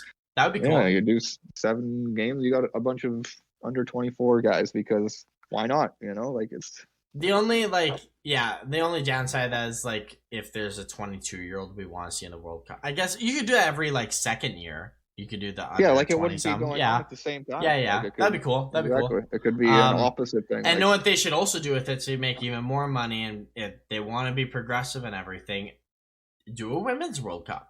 Fund a women's World Cup. Partner with the exactly. You can. I can't remember what's changed. What's the new name for the women's professional league? They changed it this past year, and I can't remember what they changed it to. Partner with them. Partner with them, and do a women's World Cup too, because these women are also getting screwed over by. Isn't it just the Premier Hockey Federation? It is. I think that's it. PHF. I was gonna say PHL, and then I was like, they changed it to F, for federation and such. So the PHF, partner with them, and then get everything going there. How much money is in all this stuff that we're saying? It's not that complicated to do. So, anyways, that's my final point on that. I'm sure a lot of people agree about it. It's been a lot of talks about it this holiday season, so I thought I would add on to it and say our pieces. But shall we dive into my trade bait board? To it. So I'm gonna start off with I have 34 names down. I have a lot of names, but I'm gonna go through the first bit pretty quick, and I have specific trades for multiple teams for every single player, to teams and assets. But the assets where I made trades only goes up to 23. So I'm only going to do those ones saying what trades I made. If you guys want to throw in what you would give up for them, like as a general package, feel free. And let me know what you guys think of my list. All right? You guys ready? Hell yeah, man. Let's do it. All right, so starting at number 34, this is based if they fall off a cliff and start playing really poor and want to get assets for them. I got Andrew Kopp. From the Winnipeg Jets. I think this is an easy first round pick at least. I've got a couple teams, Tampa, Washington, Edmonton, as some key teams that could really use some middle six help. He'd be nice on Lightning and Capitals. And Oilers too as a third line center. That would be great. No doubt. Yep.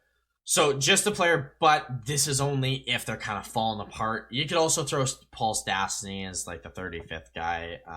But no, just some guys if Winnipeg falls apart. To mention, moving up to number 33, I got Philip Forsberg from Nashville. Yet again, if Nashville falls apart, I know they're playing great. I believe they're still in second right now in the Central, and are killing it. But they could get a hell of a lot for a skill forward like Philip Forsberg, probably a first and a prospect, like a solid. Imagine how good he'd look on the Islanders. Yeah, a couple names that I mentioned. No note. Good note there, because I put New York Islanders, New York Rangers, Boston Bruins, and Toronto Maple Leafs. Obviously, money would have to be worked for some of those teams, I know, but just a couple teams I think would really thrive with a top 6 guy like Philip. Moving to number 32, moving to Pittsburgh. If they fall off a cliff, I got Brian Rust. I don't even know if you need a cliff, honestly. Like, they might move this guy anyways. Yeah, like, that's true. Cap space.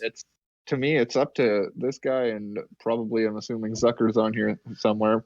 Possibly, unless you're not a Zucker. He's Zucker not trade right fan. now, but that he would be. If I kept going, he was definitely there. I have so many names that there's a lot. There's a lot of names to. A lot of names you could throw up. I just wanted to say that like Brian Rust could definitely get. I wouldn't be that shocked if he did get traded. There's a lot of talk about they're gonna move on from a winger. I think they're definitely moving on. Well, I heard Kapanen this deadline, but we'll. Yeah, I heard. Exactly. I've even but heard that's his name too. That would be crazy to me. But yeah, anyways, Brian Rust and a couple teams. I got Dallas, Minnesota, and Winnipeg. All if they're in the hunt. They seem like just the right places. Dallas really needs scoring help. I think he'd fit so good in Minnesota. I don't know why. That just seems like a match made in heaven to me. No doubt. But moving up, number 31, a team. This is more of a blow it up if your team isn't good enough for Dallas. Joe Pavelski, very unlikely he's traded, but he's on the last year of his deal. You could get a hell of a lot for a Joe Pavelski at the market if you're not a playoff team. Yeah, especially if you're retaining money. If you're retaining 50%, you can get him at. I see you got the Leafs here. Yeah. Like, God, they could really use Leafs his would love nasty hands in front of the net. No kidding, right? Imagine him playing with John Tavares. Oh, that'd be sick. Like, that's perfect. Him and Nylander, that line's perfect. So I got the Leafs, Bruins, and Rangers, a couple teams in the East that could really do with a veteran guy to help them push in the playoffs. Yeah, and I could definitely see Joe Pavelski being on the move soon. Yeah, exactly. We're so unsure. He's having a great year. Do you want to sell and get your money's worth for him? Because they gave him a big contract, and you could get real good assets for 3 years of Pavelski. Moving to number 30, I only have one team for this, but I actually mean every team who's in a playoff hunt. But I got Zach Sanford from Ottawa. He was just traded this year, but he won a cup with the Blues. He's a big, strong body. He's a really good forechecker. Everything you want in a third-line checking player, right? Tampa's my first solution because they're just the type of team that's like, oh, we're going to take this guy who's won a cup, knows how to do it to play on our checking line, just be the greatest player again, like they do. And somebody they could really use in their bottom. They could. They don't have like super. They don't have big, the depth big they used strength to. Exactly. Like I know they got Patty Maroon, but like it doesn't. Wouldn't not hurt. many guys after that, that bring that sort of force and. Sandpaper. What's the word? And sandpaper intimidation sort of thing. So and Exactly. speed, man, for a big guy. I think I brought that up before. He's quick. And forechecking. Like, he's such a good forechecker. So, like, that's just the main team I saw because they're the type of assholes that would steal Zach Sanford. But realistically, every team in the hunt could use a Zach Sanford. Moving to number 20. Oh, sorry, Jordan, you had something else? No, I was just agreeing. Okay. I think every team in the hunt could use a guy like that. Exactly. He definitely provides a good boost on the physical end. Yes, absolutely. Moving to number 29, I've got Kevin Fiala. He's just always in trade rumors, and I don't have him if Minnesota falls apart. I have him if they want to make a big move. I wonder if he's either a big piece of making a huge upgrade, like whoever you might want, whether maybe it's Chychrun. Do they want to go all out on Philip Forsberg, someone like that, right? He could be a part of that, and maybe just to free a little bit of cap space, because I do know they get a little frustrated with him at times. A couple of teams I put down was San Jose, Dallas, and Boston. I think for Dallas and Boston, they really need a forward who can reinvigorate that middle six and kind of show some life on a different line. And then San Jose just kind of fits their timeline a little bit if they want to move off of Hurdle or yeah, and whatever. like a Hurdle Fiala trade just seems inevitable for some I know. reason. I did it this summer, and like I just can't get my mind off of it now. So, yeah, and I've heard rumors about exactly that trade, so it's kind of cool. It makes sense for both. It'll happen, honestly. Minnesota could use an extra center help, and Fiala's always San Jose could use a scoring. San Jose could sign another just horribly overpaid long-term contract. 8-year, $8 million for Fiala. Wouldn't that be something? Wouldn't that be something? But no, moving up to number 28 on my list, I've got Alex Radulov. And this is one that I see Dallas doing in two separate occasions, whether they're doing really good or really bad. If they're doing really good, you move him for cap space, and you do, and you do what you can to get a top 6 guy who fits with Sagan. I know that Chase, you were mentioning, I don't know if you mentioned this during the podcast or before, but Sagan playing with Ben and Gurionov, and that was lighting it up before the season went on a pause. Before the break there was the last game that was played. Basically, it was Dallas, and they had that line together. That Sagan, Ben, and Gurionov. I'm pretty sure Ben is on COVID or hurt now. Yeah, but if that line works, that makes Alex Radulov expendable if needed. Yeah, exactly. Hey, and so I like the idea of getting rid of him because I think somebody will take him. Someone would love just some scoring touch in your middle 6. I think it could help a lot of teams.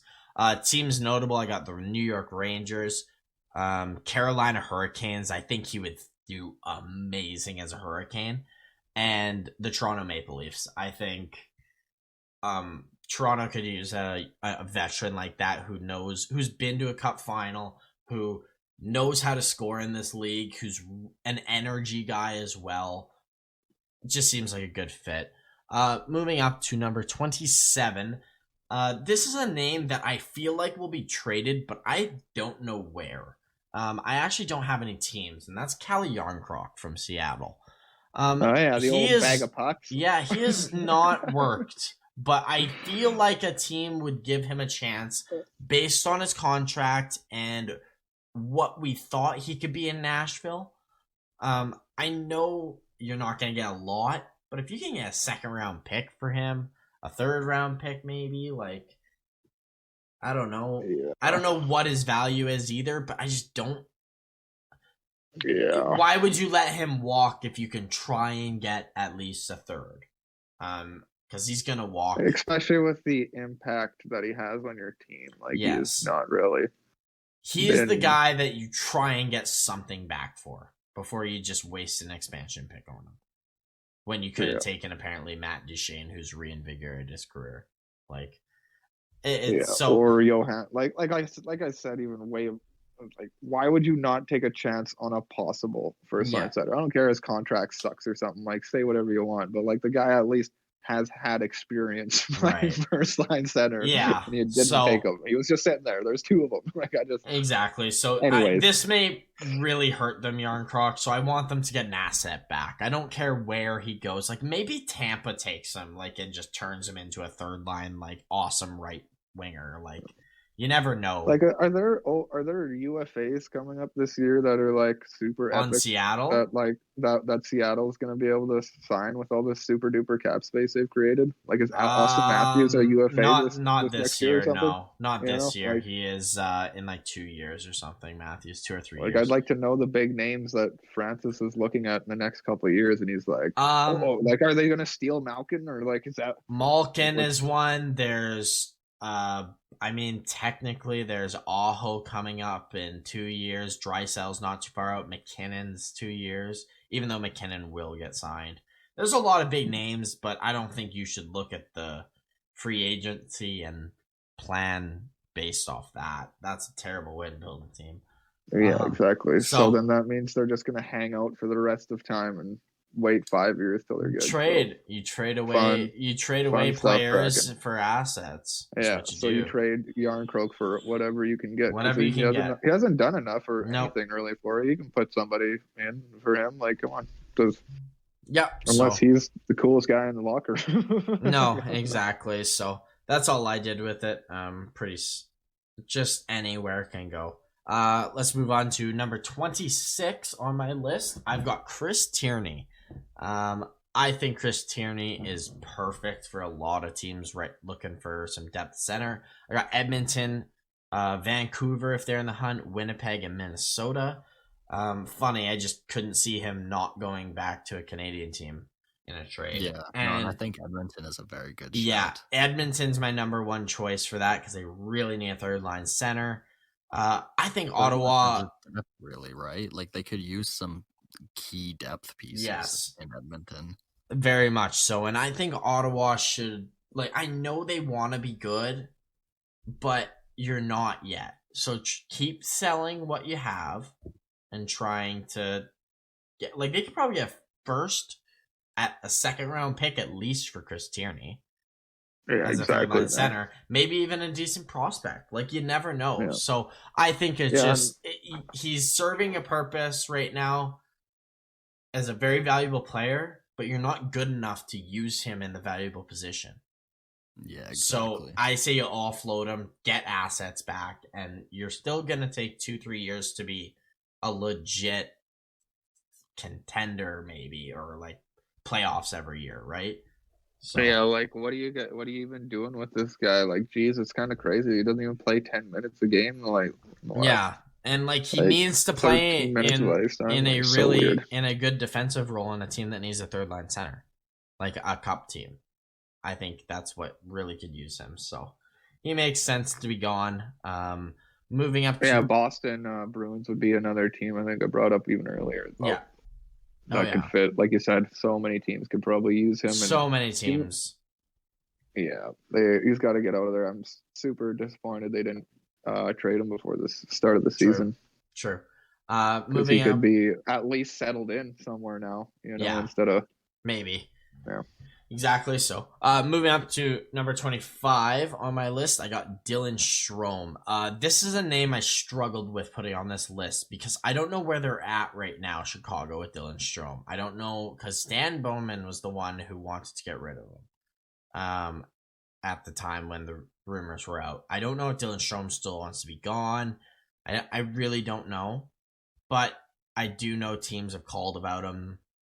There's news around him, and if Chicago's going to offload someone, it'll probably be Strome. So a couple of teams I listed. I put Edmonton. I think they could. I put them a lot, but they could definitely do with a forward depth like that. Minnesota, I think maybe he could thrive there. Boston Bruins again, and the New York Rangers maybe could. I picked the Rangers just because his brother's on the team, and it would be cool to see him and his brother play on the line together. So. But Dylan Strome, that's a guy I'm just not sure about. I'm really not sure yet what's going to go on with him. I feel like forever he'll be in trade rumors, but maybe never traded.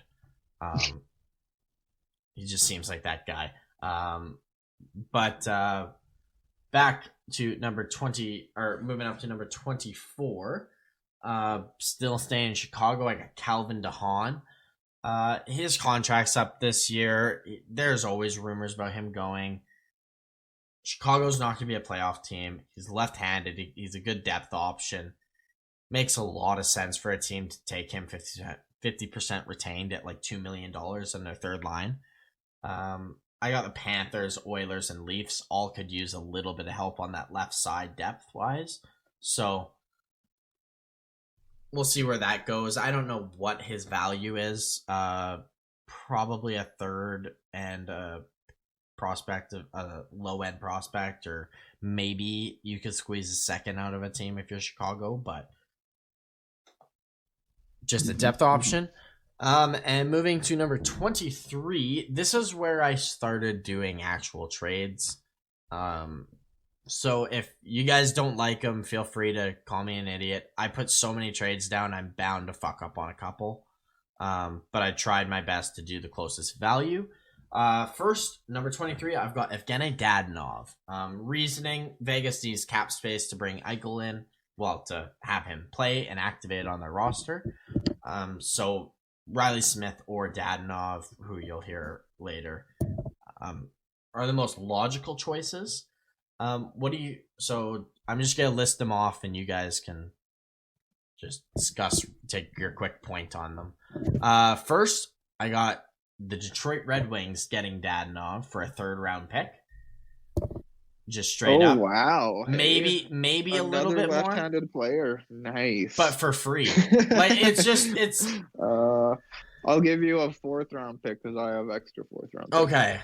Maybe it's a little too much, but still, I think Detroit they have to shed this, so I don't think they're going to be able to get a 3rd round pick. They might have to give up a 3rd round pick to get rid of this, to get rid of a $5 million contract. Yeah, you never know, but he's still effective, and that's where the thing is. Like, he's still a good player, and Riley Smith they can get a lot from. Yeah. I think so. That's why I think there's a lot more debate in this than just you need to get rid of it. Well, technically, you could keep him. So. But I do like the idea of the Wings grabbing him, because we would, just like we did kind of with Leddy, we'll take a cheap. You take a free player basically. A team has to give him up, so you steal him. So that's where I was kind of going with that. Next, I got the New York Islanders giving up a 2nd round pick of this year and Richard Panik. So they're giving up a contract with it to get out. And Panik could be a depth option, and if Vegas needs to clear it somehow, I'm sure they can do that too. The reason I did a 2nd is because Lou always does these weird moves you never expect. Like, he'll swoop in and be like, I'm going to take this guy who's got some term and give up a 1st and a 2nd for him, even though he's only worth a 2nd and 2 seconds, right? Like, he'll just do stuff like that here and there. So I think a 2nd Richard Panik, getting a little cap out with the Islanders and to make them fit. They lost Eberle. I know they're not the same necessarily, but they're goal scorers. They could use the help. And then as my 3rd option, I got the Boston Bruins making a trade, with Eric Howla, Senshin, and Zaboral in it for Dadonov. That might be a little much looking at it now. I'd probably take out Zaboral and maybe just Howla and Senshin. I don't think so now because of Zaboral's injury. I guess, right? Like, they're older. Like, I don't know what to value Senshin and Zaboral. Half people value them a lot higher than I do, and I just don't think they're that good. But maybe I don't know. I valued Zaboral at the time of his draft. I think he was drafted where he should have been. Yeah. Now, after his time in the NHL, and even more so now after his most recent injury, which I'll talk about next podcast, I'm worried about his career in the NHL. I think it might be pretty much over. Well, that makes me feel a lot comfortable about it. Now, Eric Howla, just a depth option for Vegas to come in. Senshin asked for a trade, so you're going to hear his name a lot. There's a couple names and trades you're going to hear very repetitive, but that's the value I think of for it. These all aren't trades I'm predicting. These are just options of trades that could be. Yeah, like, to me, like I said earlier, I think you're gonna have to, like, almost pay up to get rid of your. If they have to shed $5 million, I think they're gonna have to pay more or less like a 1/3 or something, unless somebody like Detroit is okay with, like, giving up an extra pick, or maybe Boston's okay with, like, I'll give you Senyon for Dadonov. I don't think you're paying too much or really anything. I don't think Vegas can really get anything back out of I think trade they make. I think they can. See, but that's what I'm saying. I don't think this will be the first trade. I think Riley Smith is gone, 100%. I think Dadonov is a trade you make to. I don't like Smith leaving. I think he'll stay. But you're gonna have to let him walk then this coming year. So. Probably will with the money cap space. So, no, I think that's where my mind goes. They don't have to trade Dadonov, but if they want to make a big splash on someone else, then may have to use his cap space out. Moving up to number 22, I've got Tyler Toffoli. I think if Montreal should probably sell high on him because he's very good contract, very good value. 20 goal scorer, maybe more on a very skilled team. Couple of team. I got 4 trades with it. I got the Rangers making a trade, giving up their 1st round pick this year, and Brett Berard. I know it seems like a lot, but Toffoli has term and is, like I said, a 20 goal scorer. Next, Minnesota Wild. They're going out their first in 2022 and Adam Beckman. Dallas Stars. Oh, I messed up. I accidentally put the wrong prospect. But they give up their first. I was gonna say I ain't giving you no Yen Masak. He's a Habs prospect anyways, so I accidentally was thinking of it backwards. Okay. I would give up someone else, another prospect like Brett Berard or Adam Beckman, similar level of first round pick. Yeah, exactly. And then Colorado Avalanche giving up a first round pick in 2023 and JT Compher, and maybe never give up JT Compher. I wouldn't even. You need the money for right now. See, and you trade his value high is where I'm thinking with Toffoli in term. I don't do the third round pick anymore. I don't know why I did that. But no, a first round pick and JT Compher, mainly for cap reasons. I had to do that. And maybe you can lower it to a second round pick instead of a first. But I think there's something there because Colorado could use that for a very long time. If I was Colorado, I wouldn't even trade Compher for Toffoli. I would. I personally would consider it. Just based on the contract. Number 21, I got Rasmus Ristolainen. Couple teams, I got him 50% retained on all of these deals because I don't think it gets worked out. I got Calgary giving up a first, which might be a little much, but I think that's what Philly will ask for because that's what they gave up. So I got Calgary giving up a first with Risto 50% retained. Tampa Bay giving them a first and a third for 50% retained just because they're in the same division. Not that Buffalo's contending, but they've already won cups. They'll probably have to pay up a little bit for guys they want. And then Florida Panthers giving up a second round pick in 2022, a third round pick in 2023, Frank Vetrano, and a prospect, Kirill Gurmashchuk.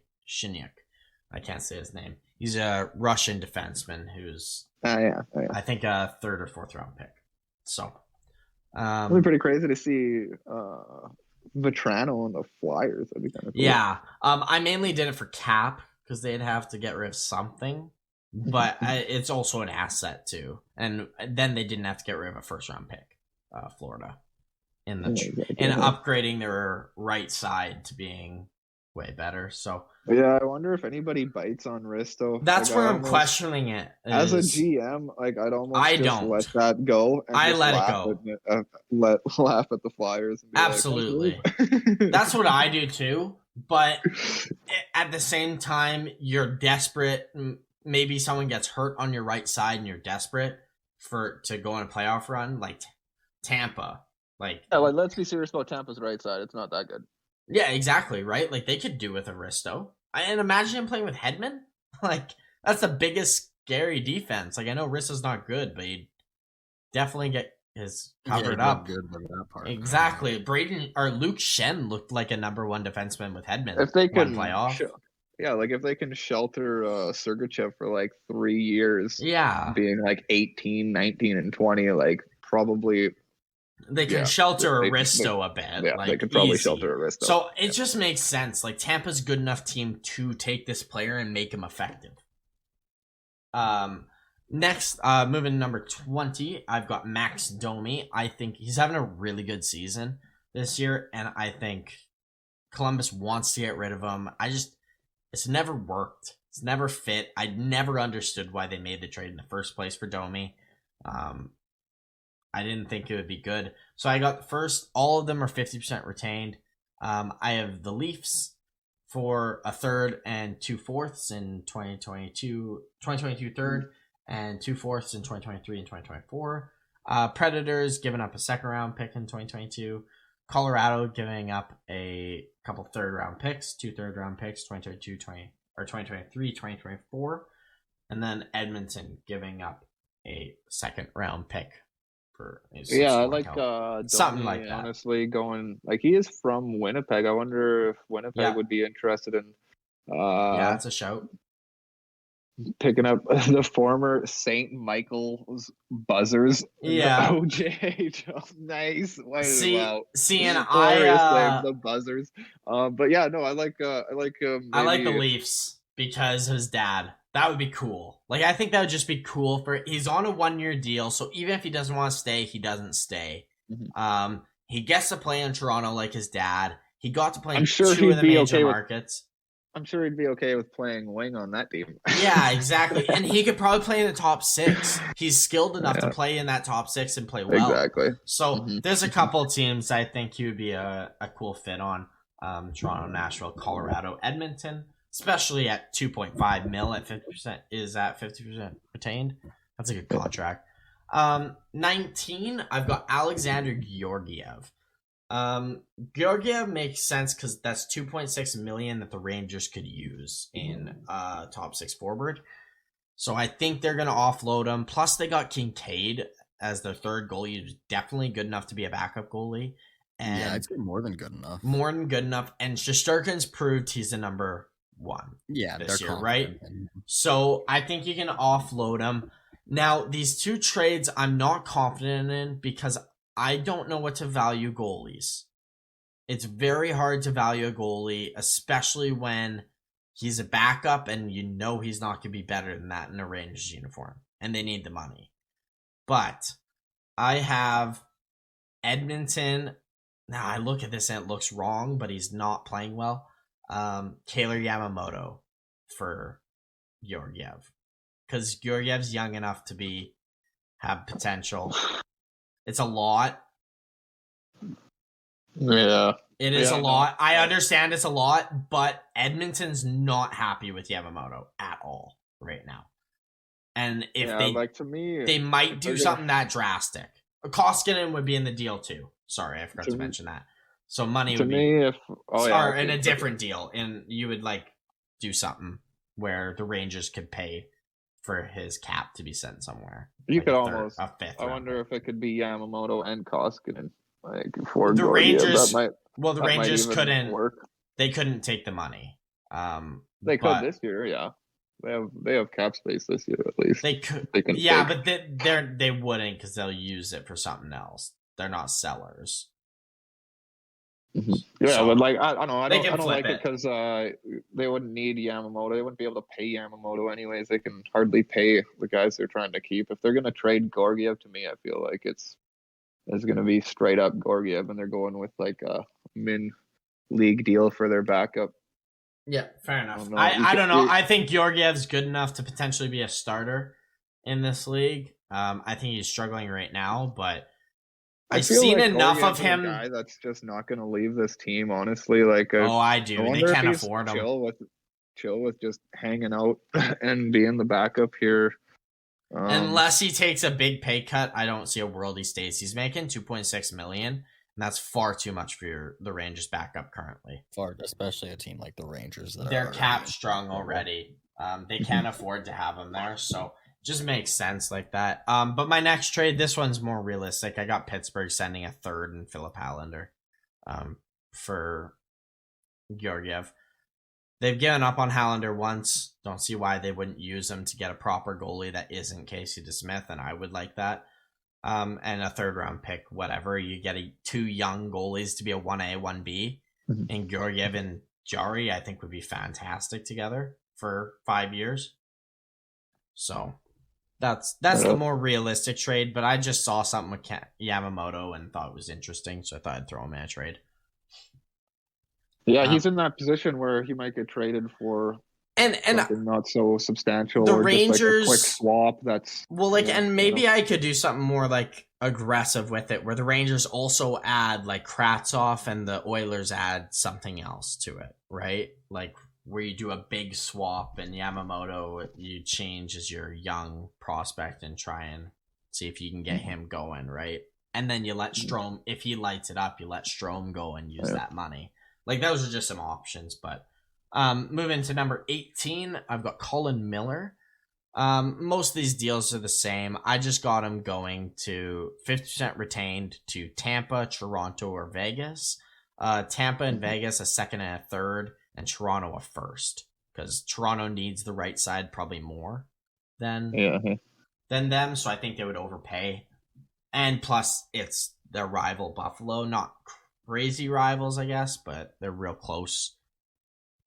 geographically. So I don't know. It makes sense to see Colin Miller go on a cup favorite as on $2 million deal, under $2 million. He'll be getting paid. Exactly. He can be a top four, a middle four guy. Yeah, you got to wonder what old Colin Miller's thinking because went to that expansion, then he just ended up going back to Buffalo. It's just and I can what see he's thinking for his career, and why wouldn't Vegas get him back? Like go for a cup run again, be like, hey, we liked you before.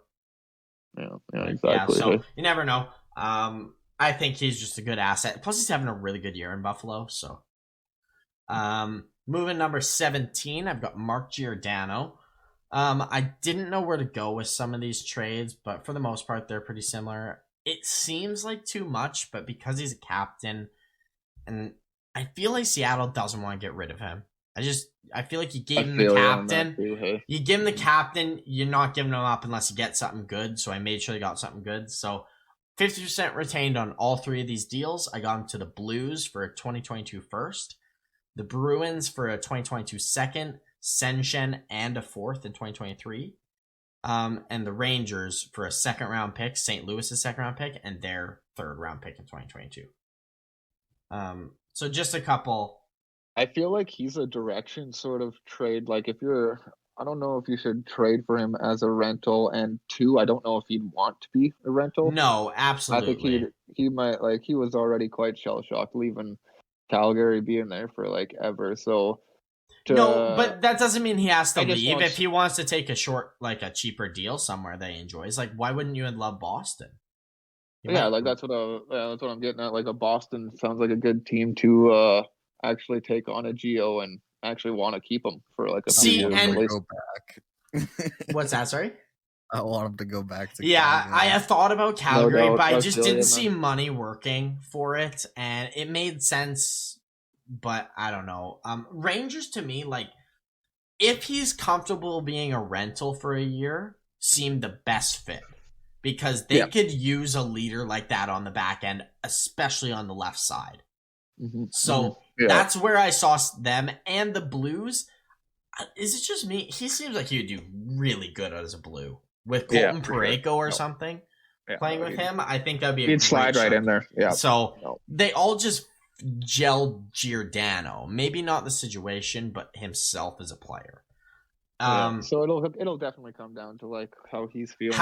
It's going to be his decision. And obviously, like the team, like we're still not sure what the Rangers are thinking. Are they going to? Are they going to go for kind of push?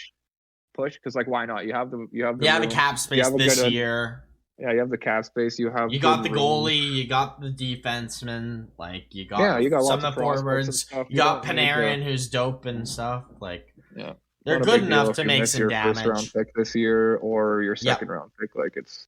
And the Rangers have won a lot of trades lately. Like the Buchnevich trade was fantastic. Or no, sorry, not that one. That I'm thinking the other way around.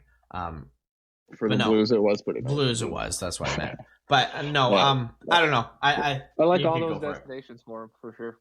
Number 16, I got Vladimir Tarasenko. I got a lot of teams for this. See, my biggest issue with Tarasenko is like, oh, he has no value. People say. I don't think that's the case. Yeah, I don't like in my world. This is what I'm comfortable paying for Tarasenko because I think he's still this good. So I'm not as hesitant as everyone else. So first trade, Carolina Hurricanes. I got them sending Nino Niederreiter and a second round pick in 2022. Just kind of a swap. It helps both St. Louis and Carolina. Carolina extra scoring help. St. Louis, they get the money out that they want. Don't have to retain. And Niederreiter is a good replacement for him currently. Oh man, Nito would be the grossest. He'd be a good blue. Yeah. He'd be a really good blue, I think, too. That would be. I don't even know if you need a second round pick in there or anything. I do. Swap those guys. Sanko's better. Sanko is better than Niederreiter. Like he's proved this year, he is still an elite goal scorer. Sure. I think he's still a 30 goal scorer, Tarasenko, on a good team, especially with Aho. The Blues, no doubt. Yeah, and he wants out still, right? Like we have not heard anything saying that he. Like I'm sure he would probably be comfortable staying, but Yeah, no, it sounds like him and the coach. The marriage seems to be done. It seems to be done. Second trade, New York Rangers. I got 50% retained on Sanko, but they give up Kravtsov for him. Straight up. Yeah, I like him going to the Rangers. That makes sense, and I think Kravtsov could be another way the Blues can start slowly going younger while being competitive still. I think that's a very good transition trade for them, and I think Tarasenko could light it up playing on the Rangers. That offense is so skilled that him and Panarin snapping around.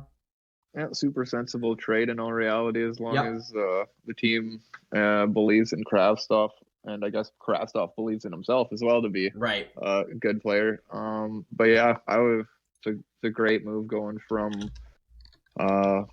for sure guaranteed good player right off the bat to just a Kravtsov, young guy. A young guy who needs to change scenery. He's still very young too, 21. St. Louis could definitely spark him. Yeah, you just need to move on from both of them, and I feel like that actually might work. Honestly, might work. I hope that happens. That would be cool. Next one, I got Toronto Maple Leafs going 50% retained on Vladimir Tarasenko, giving up Alex Kerfoot mainly for money, and Kerfoot would be good enough to play for the Blues now, and a second round pick in 2022 and a third round pick in 2023. Seems like a lot, but 2 years of Tarasenko at what would be 3.75. That's awesome to play in that top six. There's not very many teams in the NHL that actually need a left-handed scoring player. So true. The Leafs could definitely use them. Yeah. Next, Boston Bruins, 50% retained just for a first round pick in 2022. Like you said, Chase, they can risk giving it up to try and go for it. And that might be the goal scoring spark that second line needs. You never know. Minnesota Wild, 50% retained, giving up a second round pick in 2022, third round pick in 2022, Damon Hunt, and Victor Rask. That one's kind of just trying to get some scoring help for them while giving up more quantity over quality. Not that it's a bad trade by any means, but if that's the only deal they're getting, it's a start. It's a pretty smart trade for the Blues, for both, because Victor Rask could be useful now. They may have decent defensive prospects in St. Louis, but to get a Damon Hunt's pretty solid. It's a pretty nice pick, and then you're getting picks as well, and those 22 picks, they could be next year's picks or something like that. Exactly. So it's not a bad move. For St. Louis, with Sanko, you're just trying to get the future back. Screw trying to get some guy back. In all reality, you can probably just lose him in a sense and kind of get a decent player back. Yeah, absolutely. Just trying to play to the strengths of each team has in trading. That's what I tried to do my best of. But the final one, I've got the Edmonton Oilers. They would do. I don't know if they'd have to do 50% retained or not on this. I didn't put that down, but I feel like they would have to. Yeah, they would have to. So they would do 50% retained, but Oilers give up a second round pick in 2022, a fourth round pick in 2022, Ryan McLeod, and Mikko Koskinen. So they get the Koskinen contract off. St. Louis can, whether they want to retain it through another team, they can do that and get him as their backup. I think Koskinen would be a really good backup for Bennington this year in the playoffs. Ryan McLeod is a decent prospect. I just feel like Ken Holland doesn't, and I feel that Tip doesn't trust. Honestly, the way he doesn't get played much this year, he's starting to, but I just feel like the Oilers are going to give up on him. And then 2 picks, obviously, in return.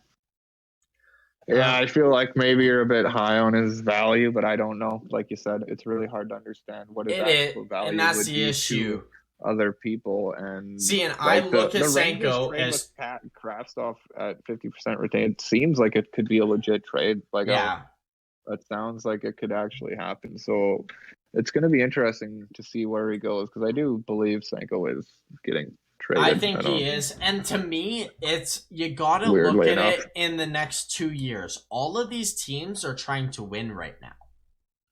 2 years of 25 plus goals from Tarasenko. Name me a top team that couldn't use that, right? and at half price Literally as well. every team could. And at 50% retained, right? It's not like he's a $7 million winger scoring 25, 30 goals. He's a $3.7 million player. You can fit $4 million for 30 goals, for 25 goals. So that's where my mind goes with Senko instantly. Number 15, I got Vasily Kravtsov. Obviously, we know why he's at 15, wants to trade out.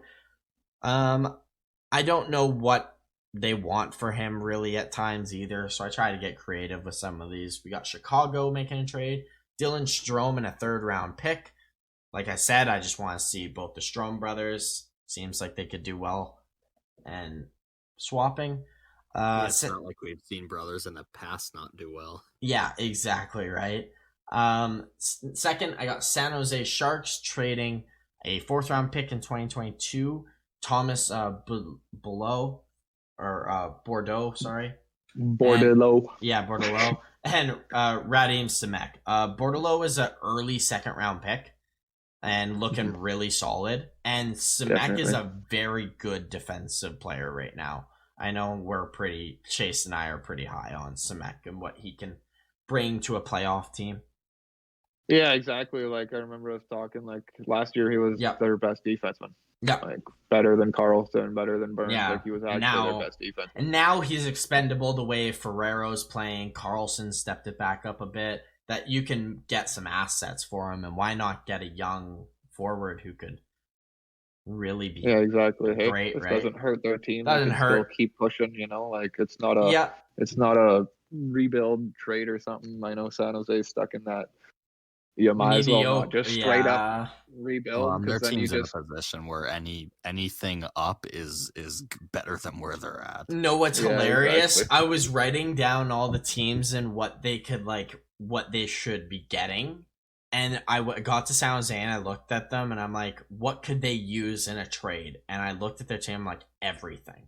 Literally everything. They could use picks, they could use prospects, they could use roster players now, they could use defensemen, they could use a goalie. Like every single part of this team, it wouldn't hurt getting some help there. Yeah, it's kind of funny. Like that team's probably only like a couple like really good trades away from just being super epic again. They're not far from being bad, but like it doesn't hurt to have a couple extra prospects and your forward group defense, right? We just all know it's just not sustainable. Like you have all these guys have to play good right now, or else you're just a bad team. So like, next I've got a trade with the LA Kings, trading Kravtsov and Patrick Nemeth, to make cap work in exchange for Victor Arvidsson and Pittsburgh's 3rd round pick in 2022. I think it's a top 6 guy with term that's very good for the Rangers again, and you never know, maybe like could really fit playing well with Panarin, scoring goals again, scoring 20, 30 goals again. And the Rangers get to offload Nemeth's $2 million contract. He has a partial no move, but I think he would waive it for LA. Or not waive it, but I don't think LA would be one of those teams. They're not. I can't see why it would. It's a nice enough market. Plus, who wouldn't want to live in LA? Well, that's what I mean, right? Like, living in LA doesn't sound terrible when you're rich. Exactly. So, plus they're not bad team, and he would play a lot on that decor because they could definitely use some veteran help on that LA decor. So, especially with Edler's injury problems, what they wanted for that. So exactly. So, just kind of a thing that helps both of their positions that they need. Next, I got a trade with Ottawa, Ottawa sending a 2nd round pick, Tampa Bay's 2nd round pick, Alex Formenton and Zach Sanford for him. That might be a little much looking at it now compared to the other ones. Maybe even that second turns to a 3rd. But I thought because it was Tampa's, it was a late enough 2nd. But I think Formenton is not really working there. The Rangers could use both. Knowing the Rangers, they'd want Sanford, and they would love maybe you could just Sanford. do a Sanford and a Formington for Kravtsov. Absolutely. Maybe I take off even a 2nd and Sanford. Really, if they want to, like whatever you want to do. So I think that's just it's weird. Rangers are in that position where it's hard to make a trade with them because they they could either take on. Well, they can't really take on a player that needs to get paid next year. Exactly. Or has a contract next year. There's a couple that it will work if it's low enough. Like $4 million is low enough to work with, but like it's tight, and that's why you give up Patrick Nemeth in a way, because that just needs to be gone for their help. But no. And then last trade I got for it was with Boston, trading Jake DeBrusk and a second round pick. Maybe it doesn't have to be a second, but I think Kratzov's that much more valuable than DeBrusk at the minute, based on everyone knows he wants out of Boston, right? So and what they bring is different too, right? I think Boston could use the physicality of Kratzov getting into the corners and such. Yeah, and I wonder if he would just be like a future piece that could really help this Boston team if they want to do like a small retool in the next year.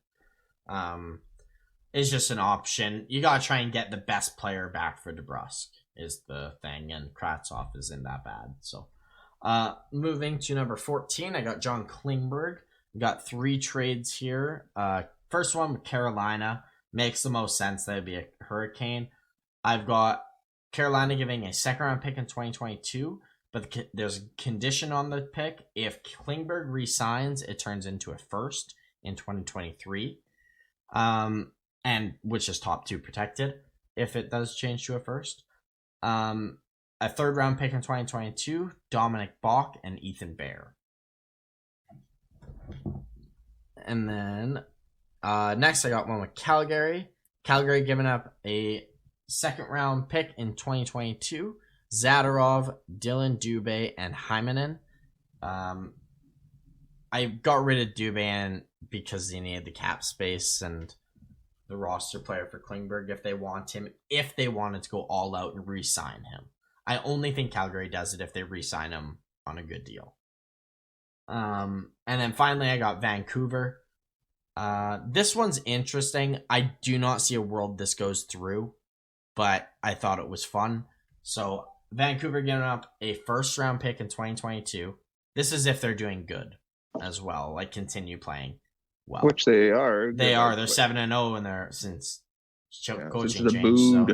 Since the Buddha came in. But first round pick in 2022, third round pick in 2023, Jet Wu and Tyler Myers. So they offload the Myers contract with that. So that'd be pretty sweet. That would be sweet, right? Like, I know you're giving up a lot for an older John Klingberg, but you're replacing Myers out, and the cap is nice to get out. So I thought it was just interesting trade that could potentially see happening. Yeah, and in all reality, Klingberg's a lot kind of plays like Myers, except but smaller and can version, score better. You know? Yeah, he's just not as big. I think he'd be better. And playing in like a defensive system in Dallas there, like that just makes him better. I think Myers might probably would have been on most teams. Yeah, I wonder how Myers would do as a star too. Like maybe that's the type of player they got Heiskanen for the offensive role. Like Myers could totally be a second liner, maybe play with. Yeah, maybe they could make him a lot better defensively, or just more sound, or something like that. You never know, right? So, anyways, moving on to number 13, I got PK Subban. I only have 2 trades here with Subban. I got him sent to the Leafs, 50% retained. And I have the Leafs sending Nick Ritchie back and a second round pick in 2022, but conditional pick turns into a first round pick if they make it to a conference final with Subban, playing 50% of the games. The reason I did the pick with the trade with the Leafs so they can offload Ritchie's contract, because Subban's done this year, and if he's at 50% retained at 4.5, it's not the worst third pairing. It's expensive, but you're getting rid of Ritchie for next year's contract, right? Which it's not the worst deal, Ritchie's, but it'd be nice to if you could go back in time and not do the deal, right? So I don't want to be too mean about it because like he's effective, but he's for the Leafs cap situation, it doesn't work. Yeah. So we're just gonna sign this one guy to $2 million for some reason. For 2 years. Not just like going like they went into the offseason like, yeah, we're gonna have to pay a bunch of random guys like league them in basically. Yeah, we're gonna pay one guy money. One guy money, and he's gonna be the worst of all of the cheap signings. Like, they literally like they broke their own rule, and Yeah. that's what you get. Absolutely. So you were supposed to go in and grab a bunch of cheap guys, and you didn't. Nope. And that's it. So I just got them escaping it. It seems like a fair trade to me. Devils get a second round pick, which is a hell of a lot for a Subban at 50% retained, considering how he plays. And Subban's always just, I've always pictured him in a Leafs jersey at one time or another. Yeah, like I don't know why. Leafs might have to throw you one of those Mikheyev or that fucking, what is that, Engvall or whatever? Probably Work, but that's fine. Yeah, exactly. I thought it was unfair to the Devils if I gave him Engvall, so. Definitely. But like, it's kind of, you gotta make the cap work. I didn't really think or thought in any way, shape, or form that PK Subban's gonna go anywhere. Just I don't know why. I just don't see it happening in the trade happening. But why not get something? I like the Leafs idea. I actually see that maybe happening for some. Yeah, something like that. Reason. And the Devils can definitely bury Richie on their fourth line for a year and not be fussed about money. Second trade I got with St. Louis, 50% retaining Subban and trading Ivan Barbashev, a third round pick and a fourth round pick in 2022. Maybe St. Louis wants some help on the right side if they're really pushing for a cup, and Barbashev is the money, makes the money work best. So it kind of just threw him in. Like you said, Subban's a hard one to trade. Really hard, but he makes a lot of sense to trade.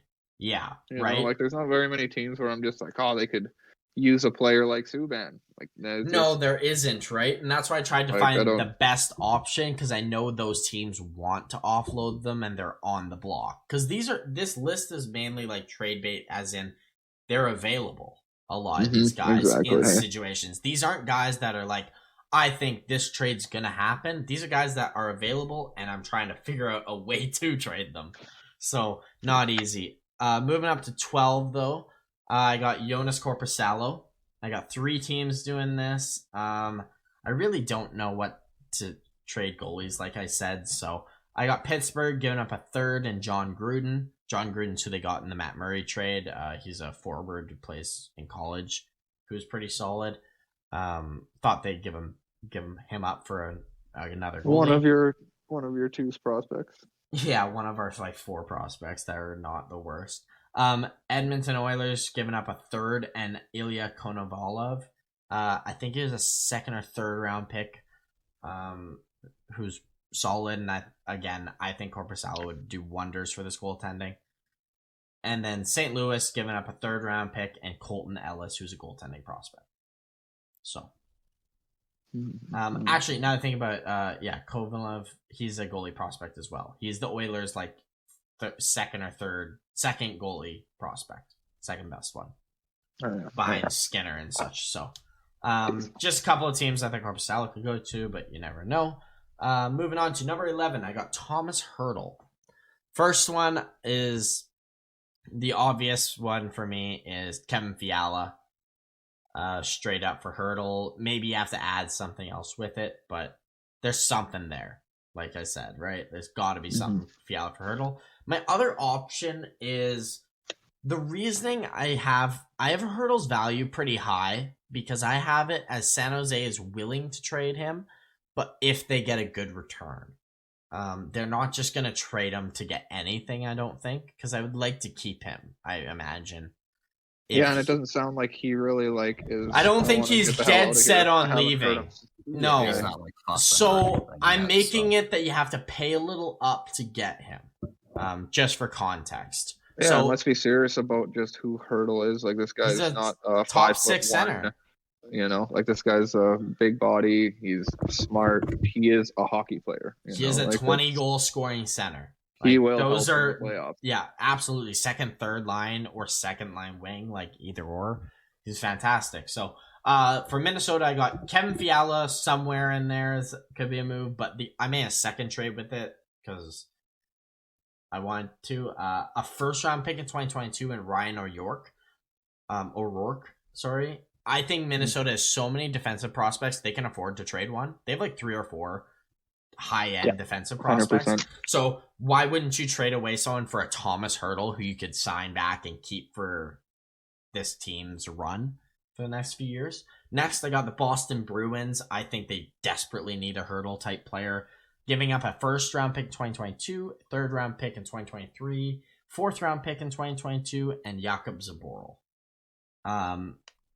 Probably they could really use him. They could really use him. I think the only reason I gave it less than the Wild one here because they're in the East, and if San Jose wants to trade him, I imagine they'd prefer him in the Eastern Conference and not play him again. Next one, I got the New York Rangers giving up a 2022 second round pick. It turns in there's a condition. It turns into a first rounder if the Rangers go to the Cup final. And then I have a third round pick in 2023 from the Rangers, also conditional. That turns into a second round pick if Hertl signs back with the Rangers. And then giving up Philip Heidel. So essentially, if the Rangers don't win and don't sign him, it's a second, third, and Heidel. If they win, it's a first, third, and Heidel. If they just sign him, it's a 2 seconds and Heidel. So a lot of conditions on it, but I feel like that's how the Rangers would be able to get done. Plus, they need Heidel out for cap. Yeah. And San Jose would retain Hertl's contract for the rest of this year to help the Rangers. And then Colorado is my last team, 50% retained on Hertl. Colorado giving up a second round pick in 2023, but it turns into a 2021 or 2023 first if Colorado wins the Cup with Hertl playing 50% of the games. And then them giving up on Martin Kaut and Tyson Jost. The old Yost. Yeah, I think that's, if you're replacing Yost with Hertl, you're laughing at that. And San Jose maybe can do something with him. Like, I don't think this is the most likely. It's probably the least likely, but you never know what's available there. So, and yeah, now I'm getting into my top 10. So I'll try and rip through this quickly as well. So 10, I got Claude Giroux. I got a couple choices. Him, one with the Oilers, 50% retained. Oilers giving up a first round pick 2022 and Ryan McLeod. There would have to be cap switched in there too with Koskinen of some sort, but you can do that in a separate trade as well. Just noteworthy. Minnesota also doing a similar trade, 50% retained, giving up a first in 2022 and Adam Beckman. Nashville making it with them, no retain salary, but giving up a first round pick in 2022. Luke Evanlista, who's a second or third round pick, who's plays for London, and a third round pick in 2022. Then Winnipeg, 50% retained, first round pick in Dylan Sandberg. Boston, 50% retained with a second round pick, Jake DeBrusk, Mike Riley, and Zach Senshin for Claude Giroux. That's if they go for it this year. Mike Riley and DeBrusk have to be in for money wise. I could have thrown in Forbert too, but he has a no move clause, so it makes it harder. Yeah, I'd really like to see Giroux get traded to a nice cup pushing team here because I don't know. I just see nothing but demise for the Flyers. Like, I think they just played Seattle yesterday and lost to them in OT. Like, I just see this falling apart this year. So do I. They should make sure it falls apart basically by trading the Aristo and probably move on from this guy. And with getting if you can get a DeBrusk back and like a Senyenson, like they're good, decent role players. They can mix well with your team. It's the only thing that's been the problem with the Flyers when they're not doing well is just the balance throughout the forward lineup. So there's a whole bunch of ways, whether you want just the prospects. I got defensive prospects. I got more advanced prospects in there. Like, I tried to broaden it out for him. Like McLeod's, yeah, it's super hard to think of a Giroux being really anywhere else. Yeah, like, it really it is. Like, I don't even see him on another team. I can't either. even comprehend being like, oh, that's a good fit for him. Like, I don't think I could say that because it's just so weird to think of him not playing with the Flyers. But how many cases is there where we're like, whoa? But it's exactly. business. How many times do we talk about? Yeah. Never thought McDonough was going to leave that team. The Rangers? Yeah, exactly. After he got traded there first and made his team, like, yeah, there's a lot of teams. Like, Chara being in Boston so long, never thought he'd go anywhere else after.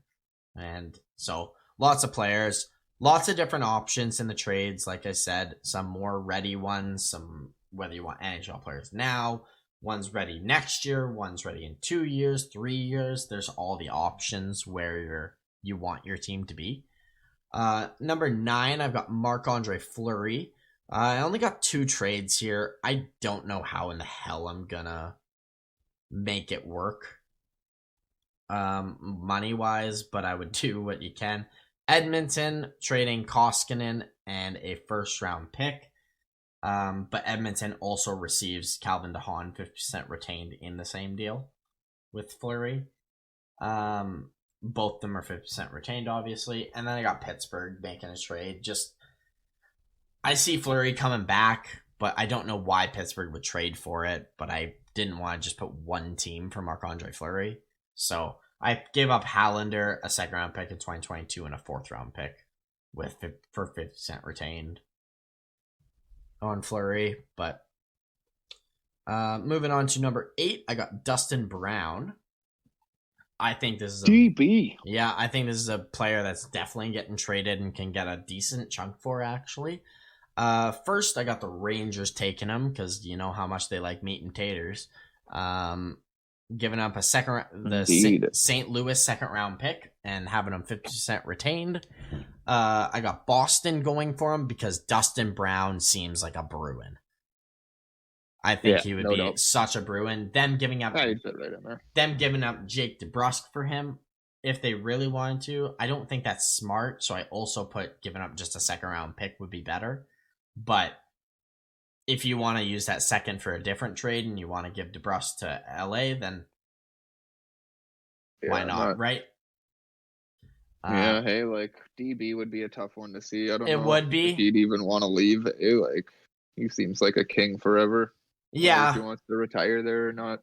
True, but if they want assets for him, like people are asking about him last year heavily. So, if they could potentially get a second or a first round pick for him. So I think you got to explore that for sure. Yeah, maybe they traded for Arvidsson because he's the Dustin Brown replacement, right. Right. Because you're planning to trade him. So exactly. So, and then I got Nashville and Florida also. Nashville and Calgary making a trade for him for second round picks in 2022.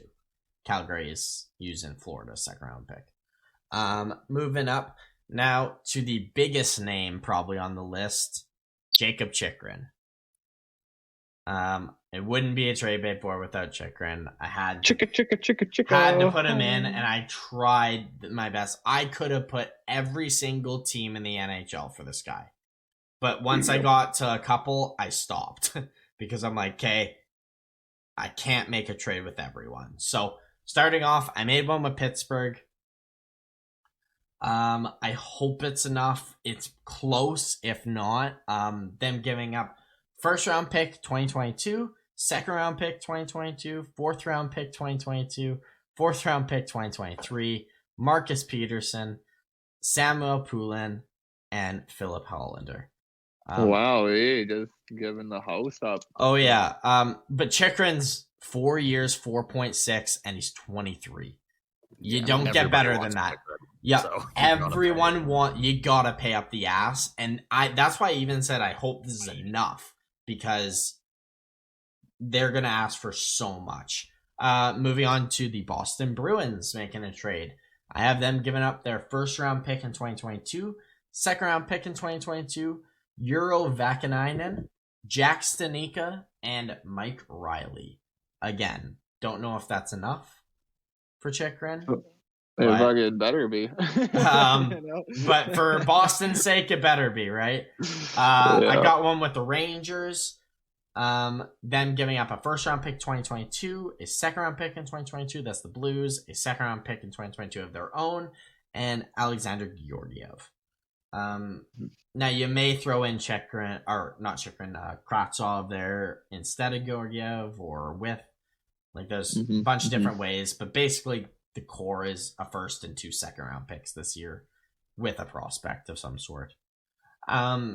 Next, I got the Maple Leafs trying to make a trade.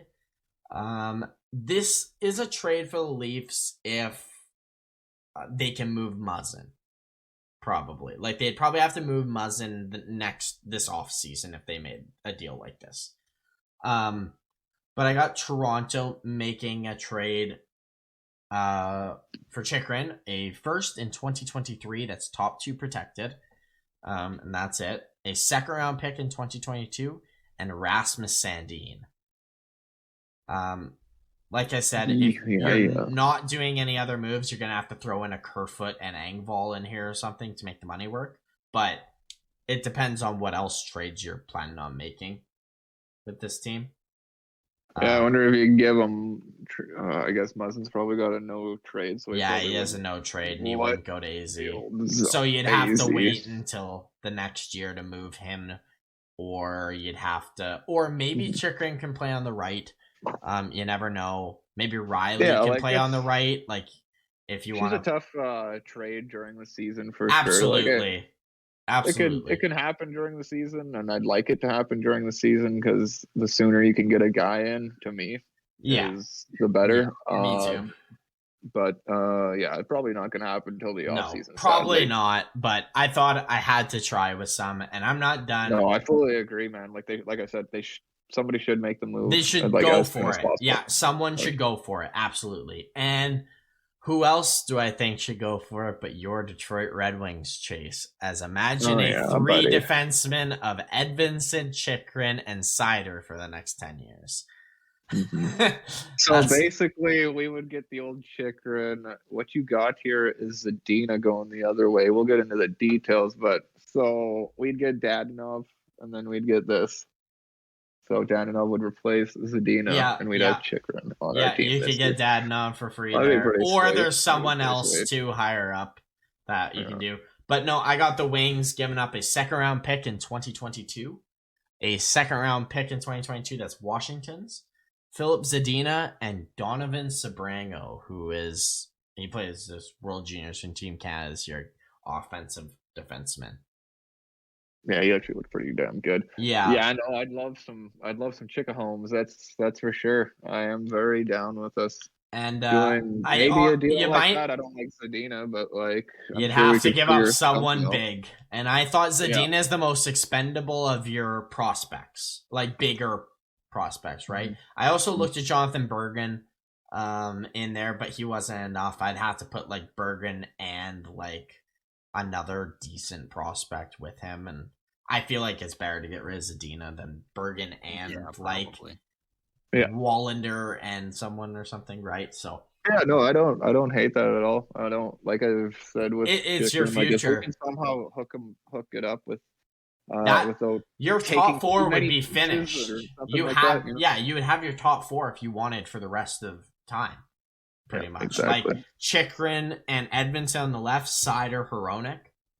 I would never want to play your team.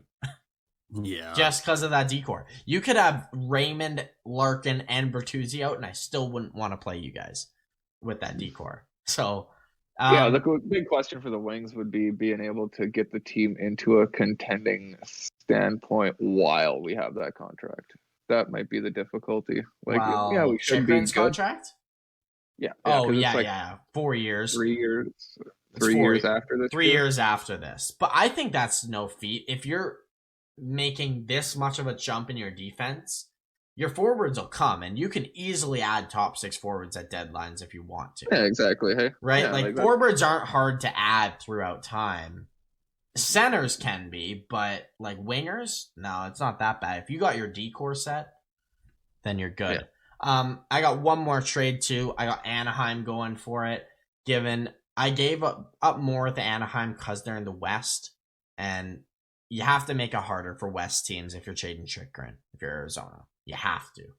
I have Anaheim giving up a first-round pick in 2022, second-round pick in 2022, Lucas Dossel, who is their best goaltending prospect and like the heir to Gibson everyone's talking about, Jacob Perreault, and Braden Tracy.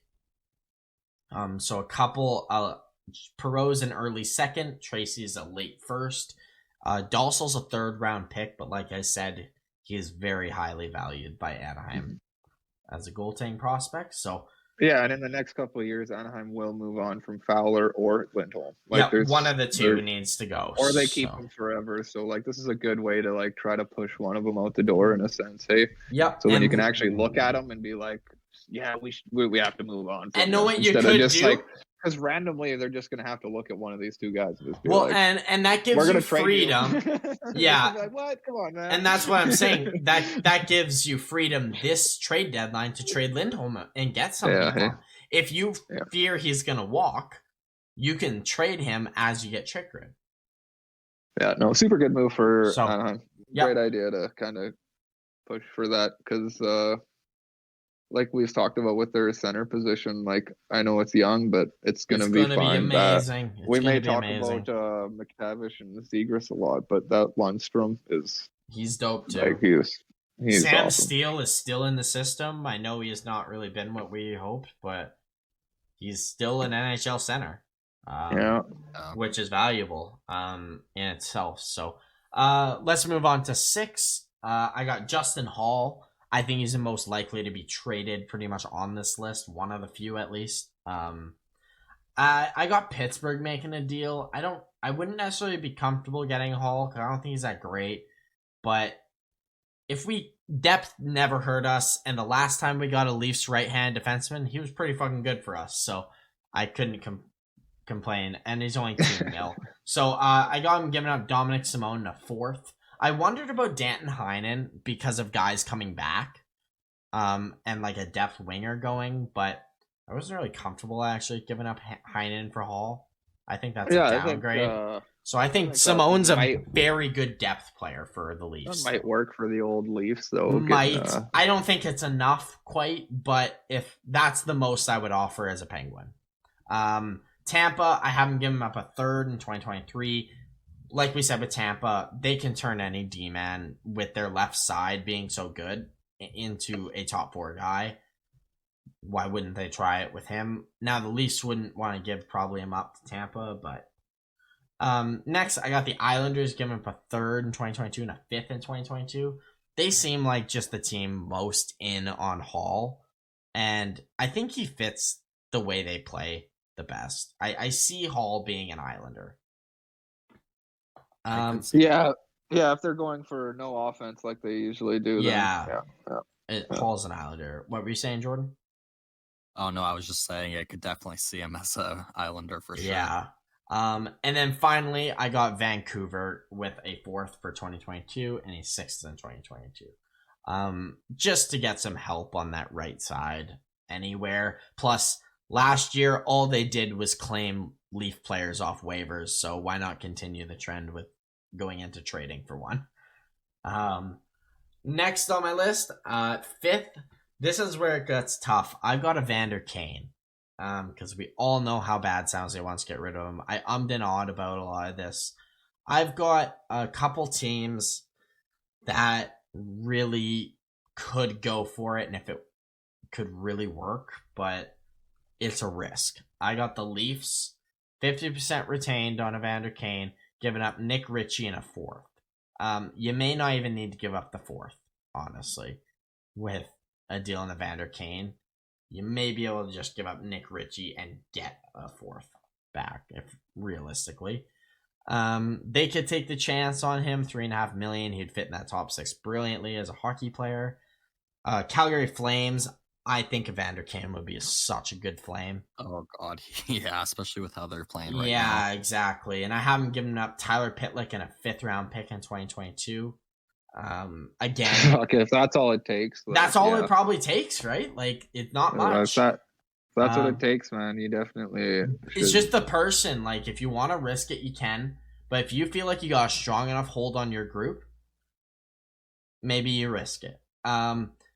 Next, I got Vegas. Vegas to me seems like the perfect team because they go for it. Always go for it. And this would really push them over the top. And I'm giving up a 4th round pick in 2023. Yeah, that kind of tickles me a little bit, as in like Dadonov, Smith, and these guys. Like maybe you move like Dadonov. Yeah, maybe you give Dadonov to San Jose for Kane. And you get that little bit of a cheaper contract or whatever. Hey, and he's a top 6 guy. Like, we all know how Vegas is very cutthroat. If they want to continue, it's about hockey. Like, I don't care. It is about hockey there. Just like we're here to play hockey, and if you're a good hockey player, you're on this team. Yeah, exactly. So like, so that's an option. I don't hate the idea. I never really thought about Vegas doing it, but that me neither. But I saw them. Too bad of an idea. Yeah, especially when you can get them for cheap and possibly shed money with it. Exactly, and that's why I tried to do with most people. Right? Yeah, that's why I tried to do with most people. Shed unwanted cap. I looked at Calgary and giving Lucic, but I think he's playing too good, and he's not going to waive his no move for... I don't know if he'd waive it for San Jose.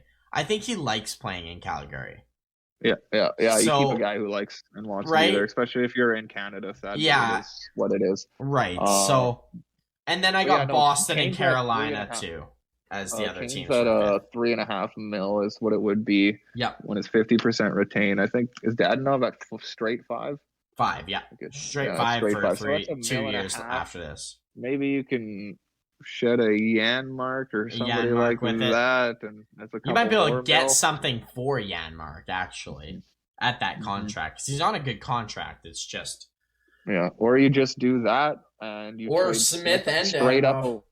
Yeah, you trade one of those 2 guys straight up away, and then you trade one of them for Kane, and you've got enough money to bring Eichel back in when he's healthy and stuff. Yeah, so. And you can play so that could be a really special team with Evander Kane as a hockey player. I really fear the aftermath of the contract. If he can't finish out this contract playing hockey without any shit disturbances, I'd be worried.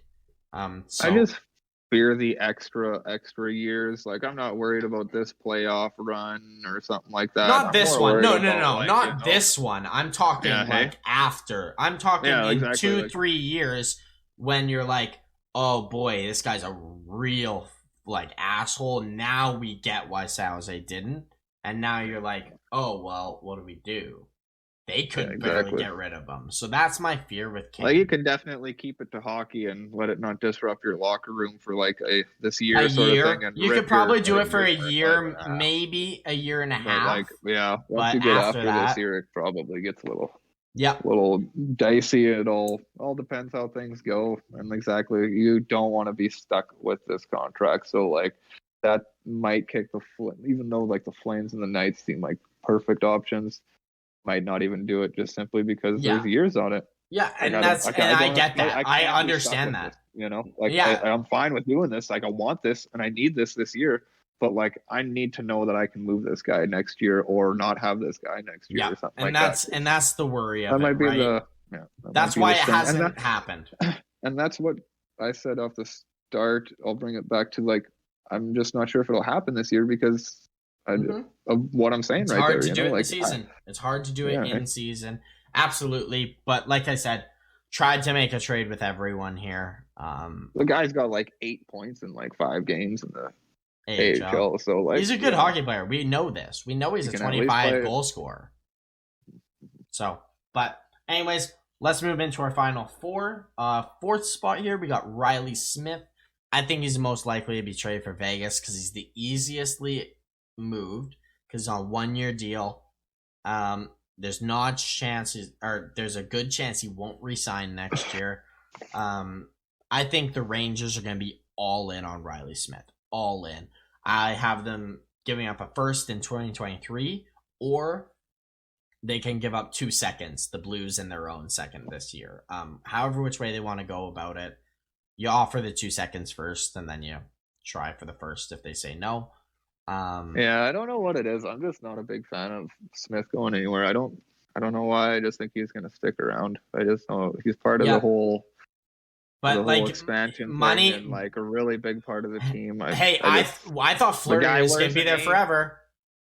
Hey, Fleury was their guy, though. Like, if they can get rid of Fleury, they can get rid of Riley Smith in a heartbeat. They can get rid of anyone on this team right now, and I wouldn't be shocked by any means. And I just, it's the most sensible one, right? We always talk about there's 1 year left, just get something for them. Why don't you get something and flip it for something better? You can get a first for Riley Smith. Use that first to get Hurdle. Use that first to get Forsberg, right? Like, you can go different ways about it and maybe get some term on a guy. Like Toffoli, if you want. Like, Toffoli's like a Riley Smith. Like, I feel cheaper. Like Smith could sign for cheaper than what he's making right now. So he could, but you gotta get Eichel in. That's priority number one, and you will let Smith walk for nothing if that is your only option. I still believe Danilov was just a patch for this. I believe he's the one that's for surely gone. True. I'm not sold on them really moving anybody else. Something tells me that all they have to do is just only move up getting Dadonov, and for some reason the cap will work out. But you also said that if you trade Dadonov, you're gonna have to give up something. Yeah, probably. Why wouldn't you trade both of them, get something for both of them, and then use that to get someone better to replace long term? Mm-hmm. Yeah. Right? That's where I go. Like, you got to think long term rather than it's what Vegas does. Yeah. To get that higher value, maximize your value. Yep. They can. Yeah, they may do that. I like that. Just makes what sense to me when if Vegas told Fleury you're here for life and then said, "Nah, we're going to trade you for a goalie we've never even heard of." Mm-hmm. They'll trade Riley Smith for Eichel in a heartbeat, like to make sure he's on the lineup there. Second trade I got with Colorado Avalanche. I got them giving up Justin Barron and a 5th round pick. Now, if they're not comfortable giving up the defensive prospect and Barron, you can give them Shane Bowers and a 3rd round pick instead. I just see something there. I imagine they would have to get him 50% retained in Arizona or something or Buffalo, wherever, San Jose, for like a 4th, 5th round pick. But I think that's worth it for Colorado to get value. I don't see Vegas making this move unless absolutely necessary because they're rivals right now. Mm-hmm. Like, they're the biggest rival to Vegas in the West is Colorado. So undeniably, yeah. And or vice versa, right? So you're not going to just give up a player of Riley Smith that quality to someone. But if they're the only team calling you, you have to pick up the phone and do this to get Eichel in, right? So that's the only 2 trades I got for Riley Smith. There's tons of options. Like, obviously, you could go to Boston. A lot of teams could retain salary. But we'll see what Vegas wants to do with them. They'll just take the best assets for them in the East, hopefully. Third, I've got Jake DeBrusk. I got a couple moves with him here. First one with Colorado. I have Colorado giving up a 2nd round pick and a 3rd round pick in 2024. For Jake DeBrusk, I don't know if that's quite enough, but can you get a first for him? Right? Probably, maybe. They also probably want the most, like, they probably want the most value of, I don't know. I don't know what they're going to get for DeBrusk. We all know what his value is because he wants to trade out. So maybe they brought up the fact that they'd like to do a swap for swap. A player, yeah. So I did a couple with draft picks, but like I said, no one says you can't trade these draft picks the second you get them, right? You could have a side deal done for you could flip anyone. It the second you get it. Yeah, like whoever you want. So I just get them getting a 2nd and 3rd from Nashville, Minnesota, Colorado. Because that's why I feel like those teams would give up. They really don't want to give up any roster players for DeBrusk, I feel. So, but for roster trades, I've got one with Vegas where they could do a Riley Smith or a Dadonov type deal, like one of those two in it with a third. Like you never know what could go. I think Vegas and them could definitely make something work potentially, but Vegas's issue is signing the contract after. So I'm not sure.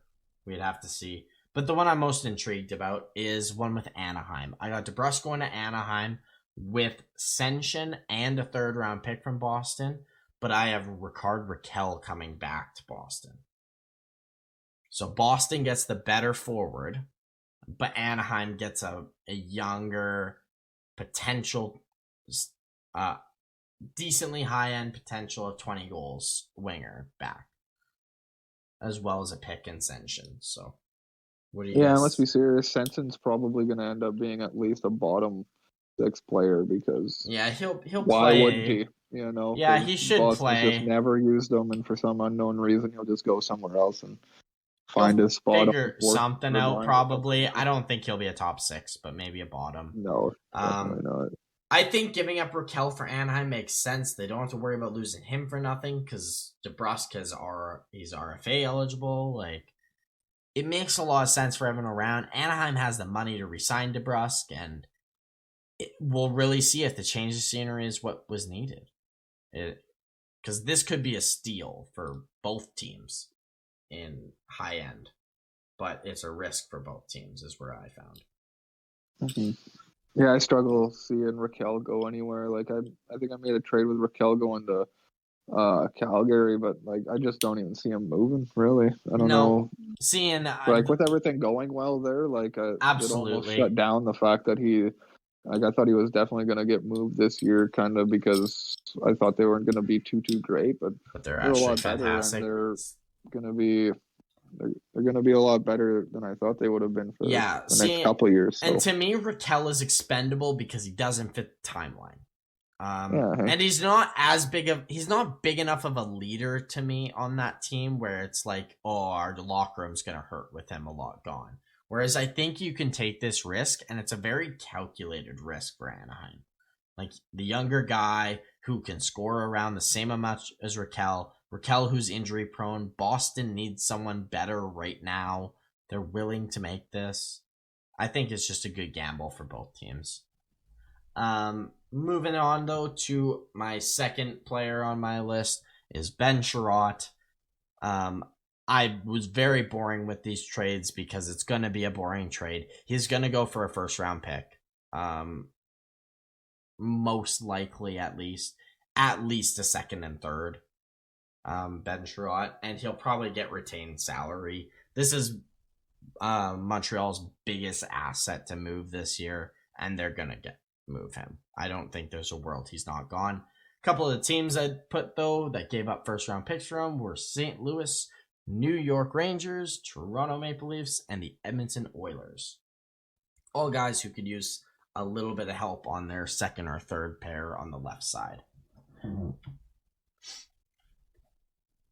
And then finally, we move to my number one player, and that is Phil Kessel. Phil Kessel is my number one player because he's the last one. Everyone, yeah. And Arizona is selling. They're still selling, right? He's the most logical one to try and get something for. Now, I don't know what his value is. What I put might be a little much, but if there is a bid for him, I think he'll go for at least this much. So I'm doing this based on these three teams all wanting him, and that's the New York Rangers, Minnesota Wild, Nashville Predators, all 50% retained, which brings it down to $4 million because he's already been retained once, and he had an $8 million contract, so that's how it works. The Rangers giving up Georgiev and 2/4 for him. I think that's high end. That's mainly for cap as well. Minnesota giving up a second and a third in 2022, and Nashville doing the same. So nothing too crazy and pretty boring trades, but I think that's probably the best value you can get, and that's all Arizona will ask for his picks. So, but anyways, that is my trade bait board. that I spent hours and hours doing. Best. So, It's so fun. Yeah, old what Kessel, did you, dog. I'm just so rattled about Kessel. I just don't me even. too. He's another one of those guys where it's like, is he paying for this guy? Like, Yeah, I how don't much does this know. guy Hey, actually cost? Like, that's geez, where I'm questioning. I have like no I'd clue. almost, especially as like a rental, like to me, like I just hate how much people spend on rentals. Sometimes it just I blows me know. away. Me too, but that's But what I gotta put what's I just probably gonna happen in a way too, right? Like Yeah, like it's only I if these guys actually want him. Like there's just some yeah. random like I just need this guy. I And know this is that's gonna why I work said sort of thing. bidding war, right? Like I don't even yeah, I don't like Kessel. I wouldn't even trade for him. Honestly, I wouldn't see the point. I think he'd See, pay and for no reason. I think a team is gonna make that mistake because he's a two-time cup champion. Because he is a natural goal scorer and one of the best natural goal scorers in the NHL. Like there's value in that to teams. Just getting like a lot of teams also value like we're gonna give up a second to try and win one round because that experience for our young guys is worth it. Like the Rangers, like them winning a Hey. first round series would go miles Yeah, distance for this exactly. Hey. team mentally. And if you have to give up Georgiev and or a second or whatever for Yeah, and a Kessel couple to do picks that, and crab you, stuff. you Like probably what'd he do that, right? Yeah. No, they're That's the like this is problem what with it. teams should be doing a lot more. Like this full rebuild thing is the Uh-huh. dumbest thing on earth. Like just quit for a couple of years and then try to get better as much as possible for the Yeah. next few years. Like it's fine. I don't see why you need to like go and complete full rebuilds like say in Arizona did. Like sometimes with that team, they did it several times and it's like, well, this didn't work again somehow. It's like, Mhm. well, I can understand the full rebuild again there because like, geez, what do? You Start do it when over there's sometimes. last ditch. But like, That's your last ditch is blowing up yeah, the like team to all hell.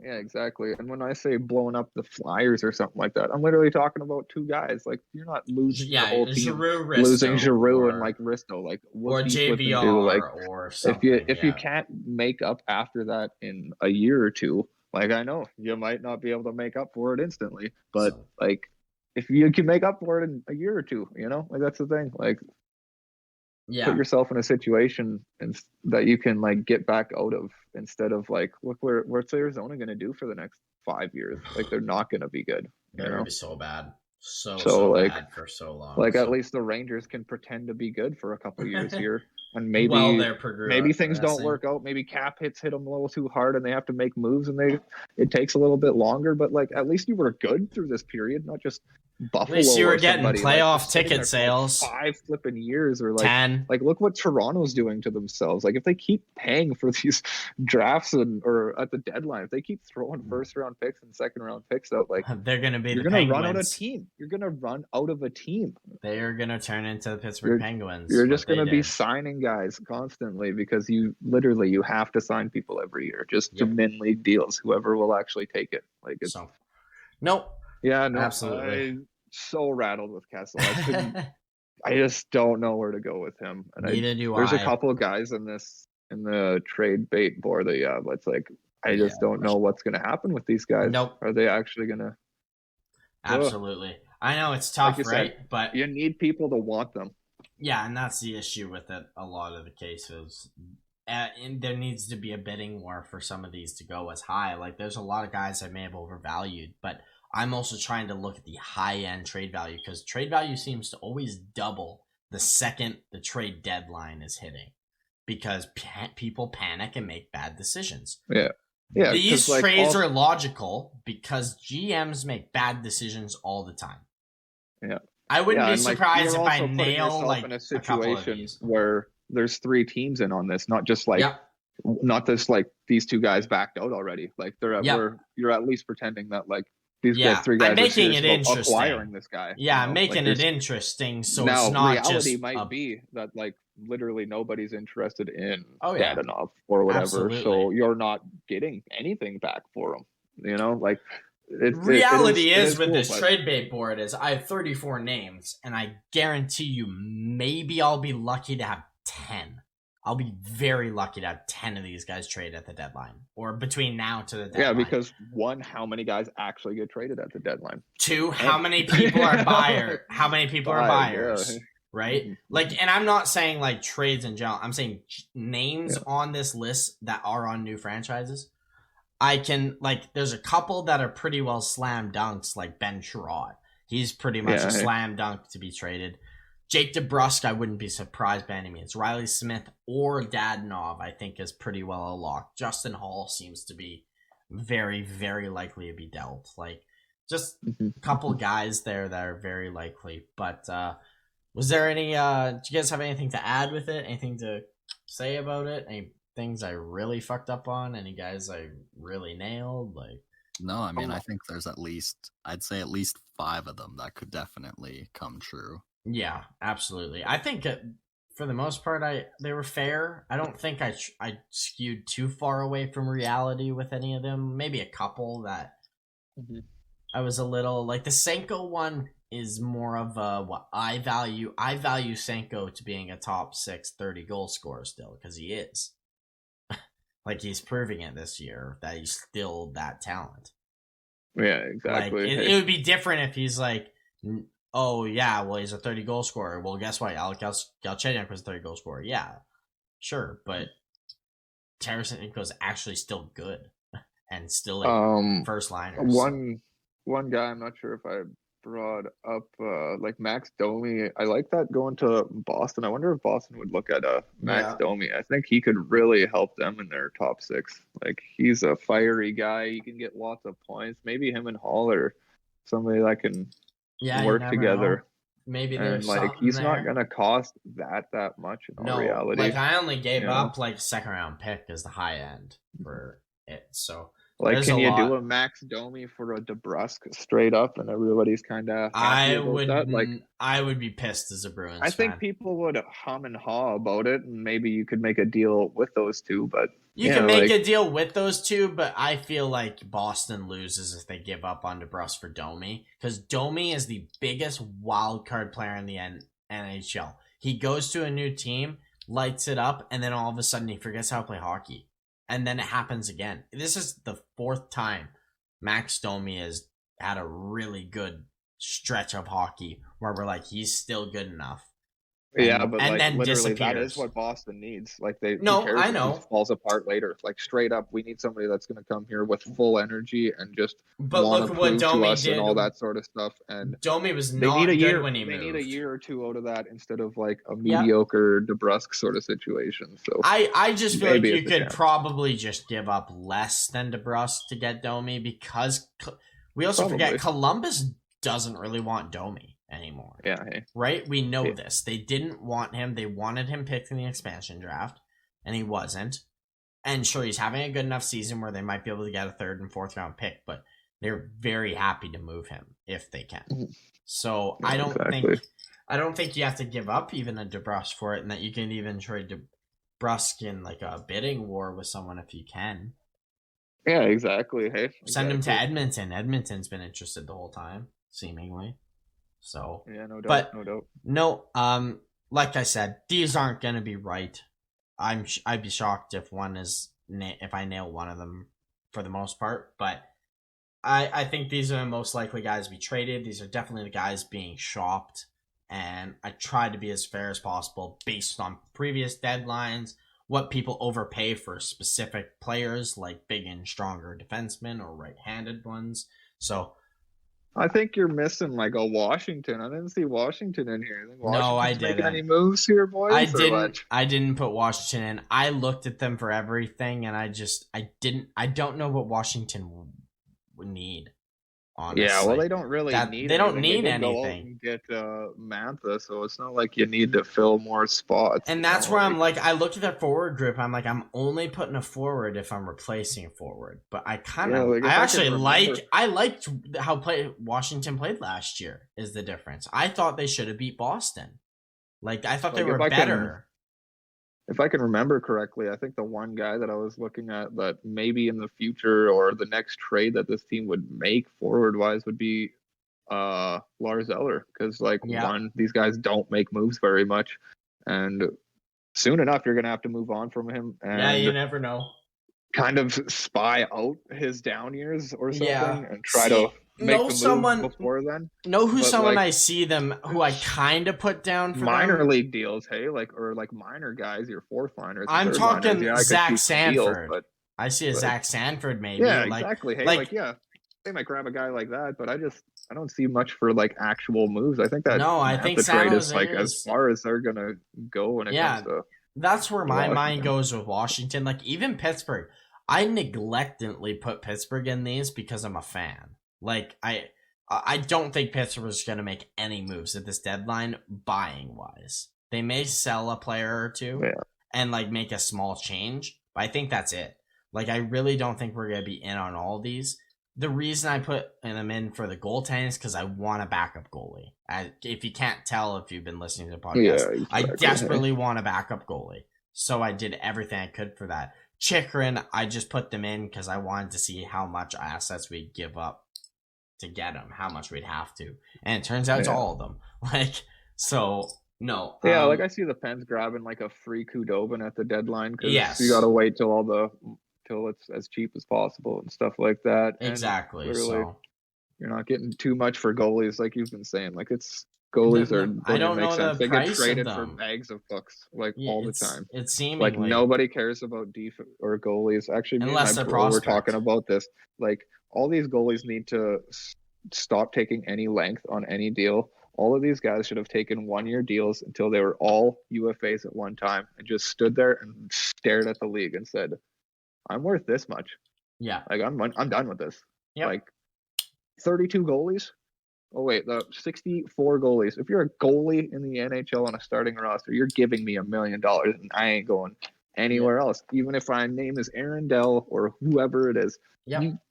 You're giving me a role to be on this team all year. If you do with it, all it takes is one to do that. Yeah, because like I'm sick of this whole $5 million as a goalie. Like you get you're now a starting goalie in the NHL because you got your $5 million contract. Like what a joke, man. Riley Smith makes $5 million. Dadonov makes $5 million. These guys are hardly like super impactful players. These are side guys and stuff like that. Like what your goalies are side guys. Like we pay our goalies like side guys. It's a complete joke. Like if I was now on the flip side though, in a conglomeration being like everybody like take 1-year deals until we all go to UFA and they're all going to have to pay us money because we're all going to stand here and be like top guys will be like it's $8 million from right. But what is the biggest mistake? 6 or 7 or 5 like. But what's the biggest mistake a GM usually makes? Long-term deals with a goalie. It's only long-term. It's always long-term. If you guys just stop going long-term, just pay these guys what they're worth right now. Like I think that's where goalies should go. Like it's. Yeah. Honestly, I think they should change the whole goalie. I think they should go off bonuses or something like that because you can't trust goalies and teams don't trust goalies. You know what I wonder if they do? Like almost do like a bonus thing where like you're a tier of this type of goalie, so you get the $5 million cap hit, but like you could get paid $7 million because you have insane numbers. You had a great year, or like that sort of shit. Like I think they got to figure something out like that because it'll never be fair for goalies. I think what they should do is nobody will trust them enough. I think it would be interesting is what they do in football at the franchise tag. If they did something like that for the NHL, and you can pick your goalies to be like a completely separate cap. Like even just do that just for goalies. For just your goalies, like where each team gets one. It's such a different position compared to all the others. And that's what the issue is. You need to treat the cap differently because one, it'll make it fair for these guys that go in and make no money whatsoever. And they're like the best goalie in the world like that year. Right. And you just get nothing out of it. I got $1 million for that year. Like what a joke, man. Like give these guys their money because you almost never get paid what you're worth, other than like what Vasilevsky right now. Yeah, there's a couple, but not very many. I mean, look how much Hellebuck's being made. Like he's making $6 million. Yeah, exactly. Like the top goalies are making $6-7 million. Like these guys are They're at except least for Price and first line Bassey. players, are they not? Can we pay them like first line players? Yeah. No, I agree. It'll change. It always does, right? Like it comes in waves. So lately, it's been defensemen getting paid. Finally, defensemen are getting what they're worth and not sitting around the $6 million and under, right? So we'll get these there. Kids for being so good when they're 20 to 26 instead of getting the payment after they did all that stuff. See, and we're getting there with that. We're starting to be that. So, but anyways, that we gotta close out this podcast because it's been over 3 hours. I figured this one would be longer. This is our first podcast back. Do you guys have any final notes before I close it out? Hell yeah. Let's get into something that scares goalies. Mr. Alexander Ovechkin. Stat I saw during a game just blew me away. Multi-goal games. This guy's got 122 multi-goal games, Alexander Ovechkin. And the next guy is Stammer at 80. Wow. That's insane. 42. 42 games for his more. That's a ridiculous stat. That's insane. Wow. So we'll leave you to ponder that one while we do. Yeah, exactly. The other thing I got that was really interesting, Craig Berube has become the 7th coach to win 200 games as a coach and play in 1,000 NHL games. Nice. So that's cool. That's pretty sweet. What did you say? Second person of all time to do that? No, seventh coach. Seventh. Okay. Seventh nice. Coach to That's win cool. 200 games and play in 1,000. Old Craig Berube of the Blues. It's impressive, quite impressive. But anyways, that's all I got. That's all you got? Perfect. Well, that's all we got for this week podcast. We knew it would be a little bit longer. We had a week off, had a lot to talk about, even though there's no games. Plus, we had fun with this trade bait board. Be on the lookout for a Twitter for it. That's where I'm going to post it once I get everything organized better. So follow us on our social medias on Twitter, Instagram at the Couch on Ice, and YouTube at the Couch on Ice. And we'll catch you guys next week. Peace.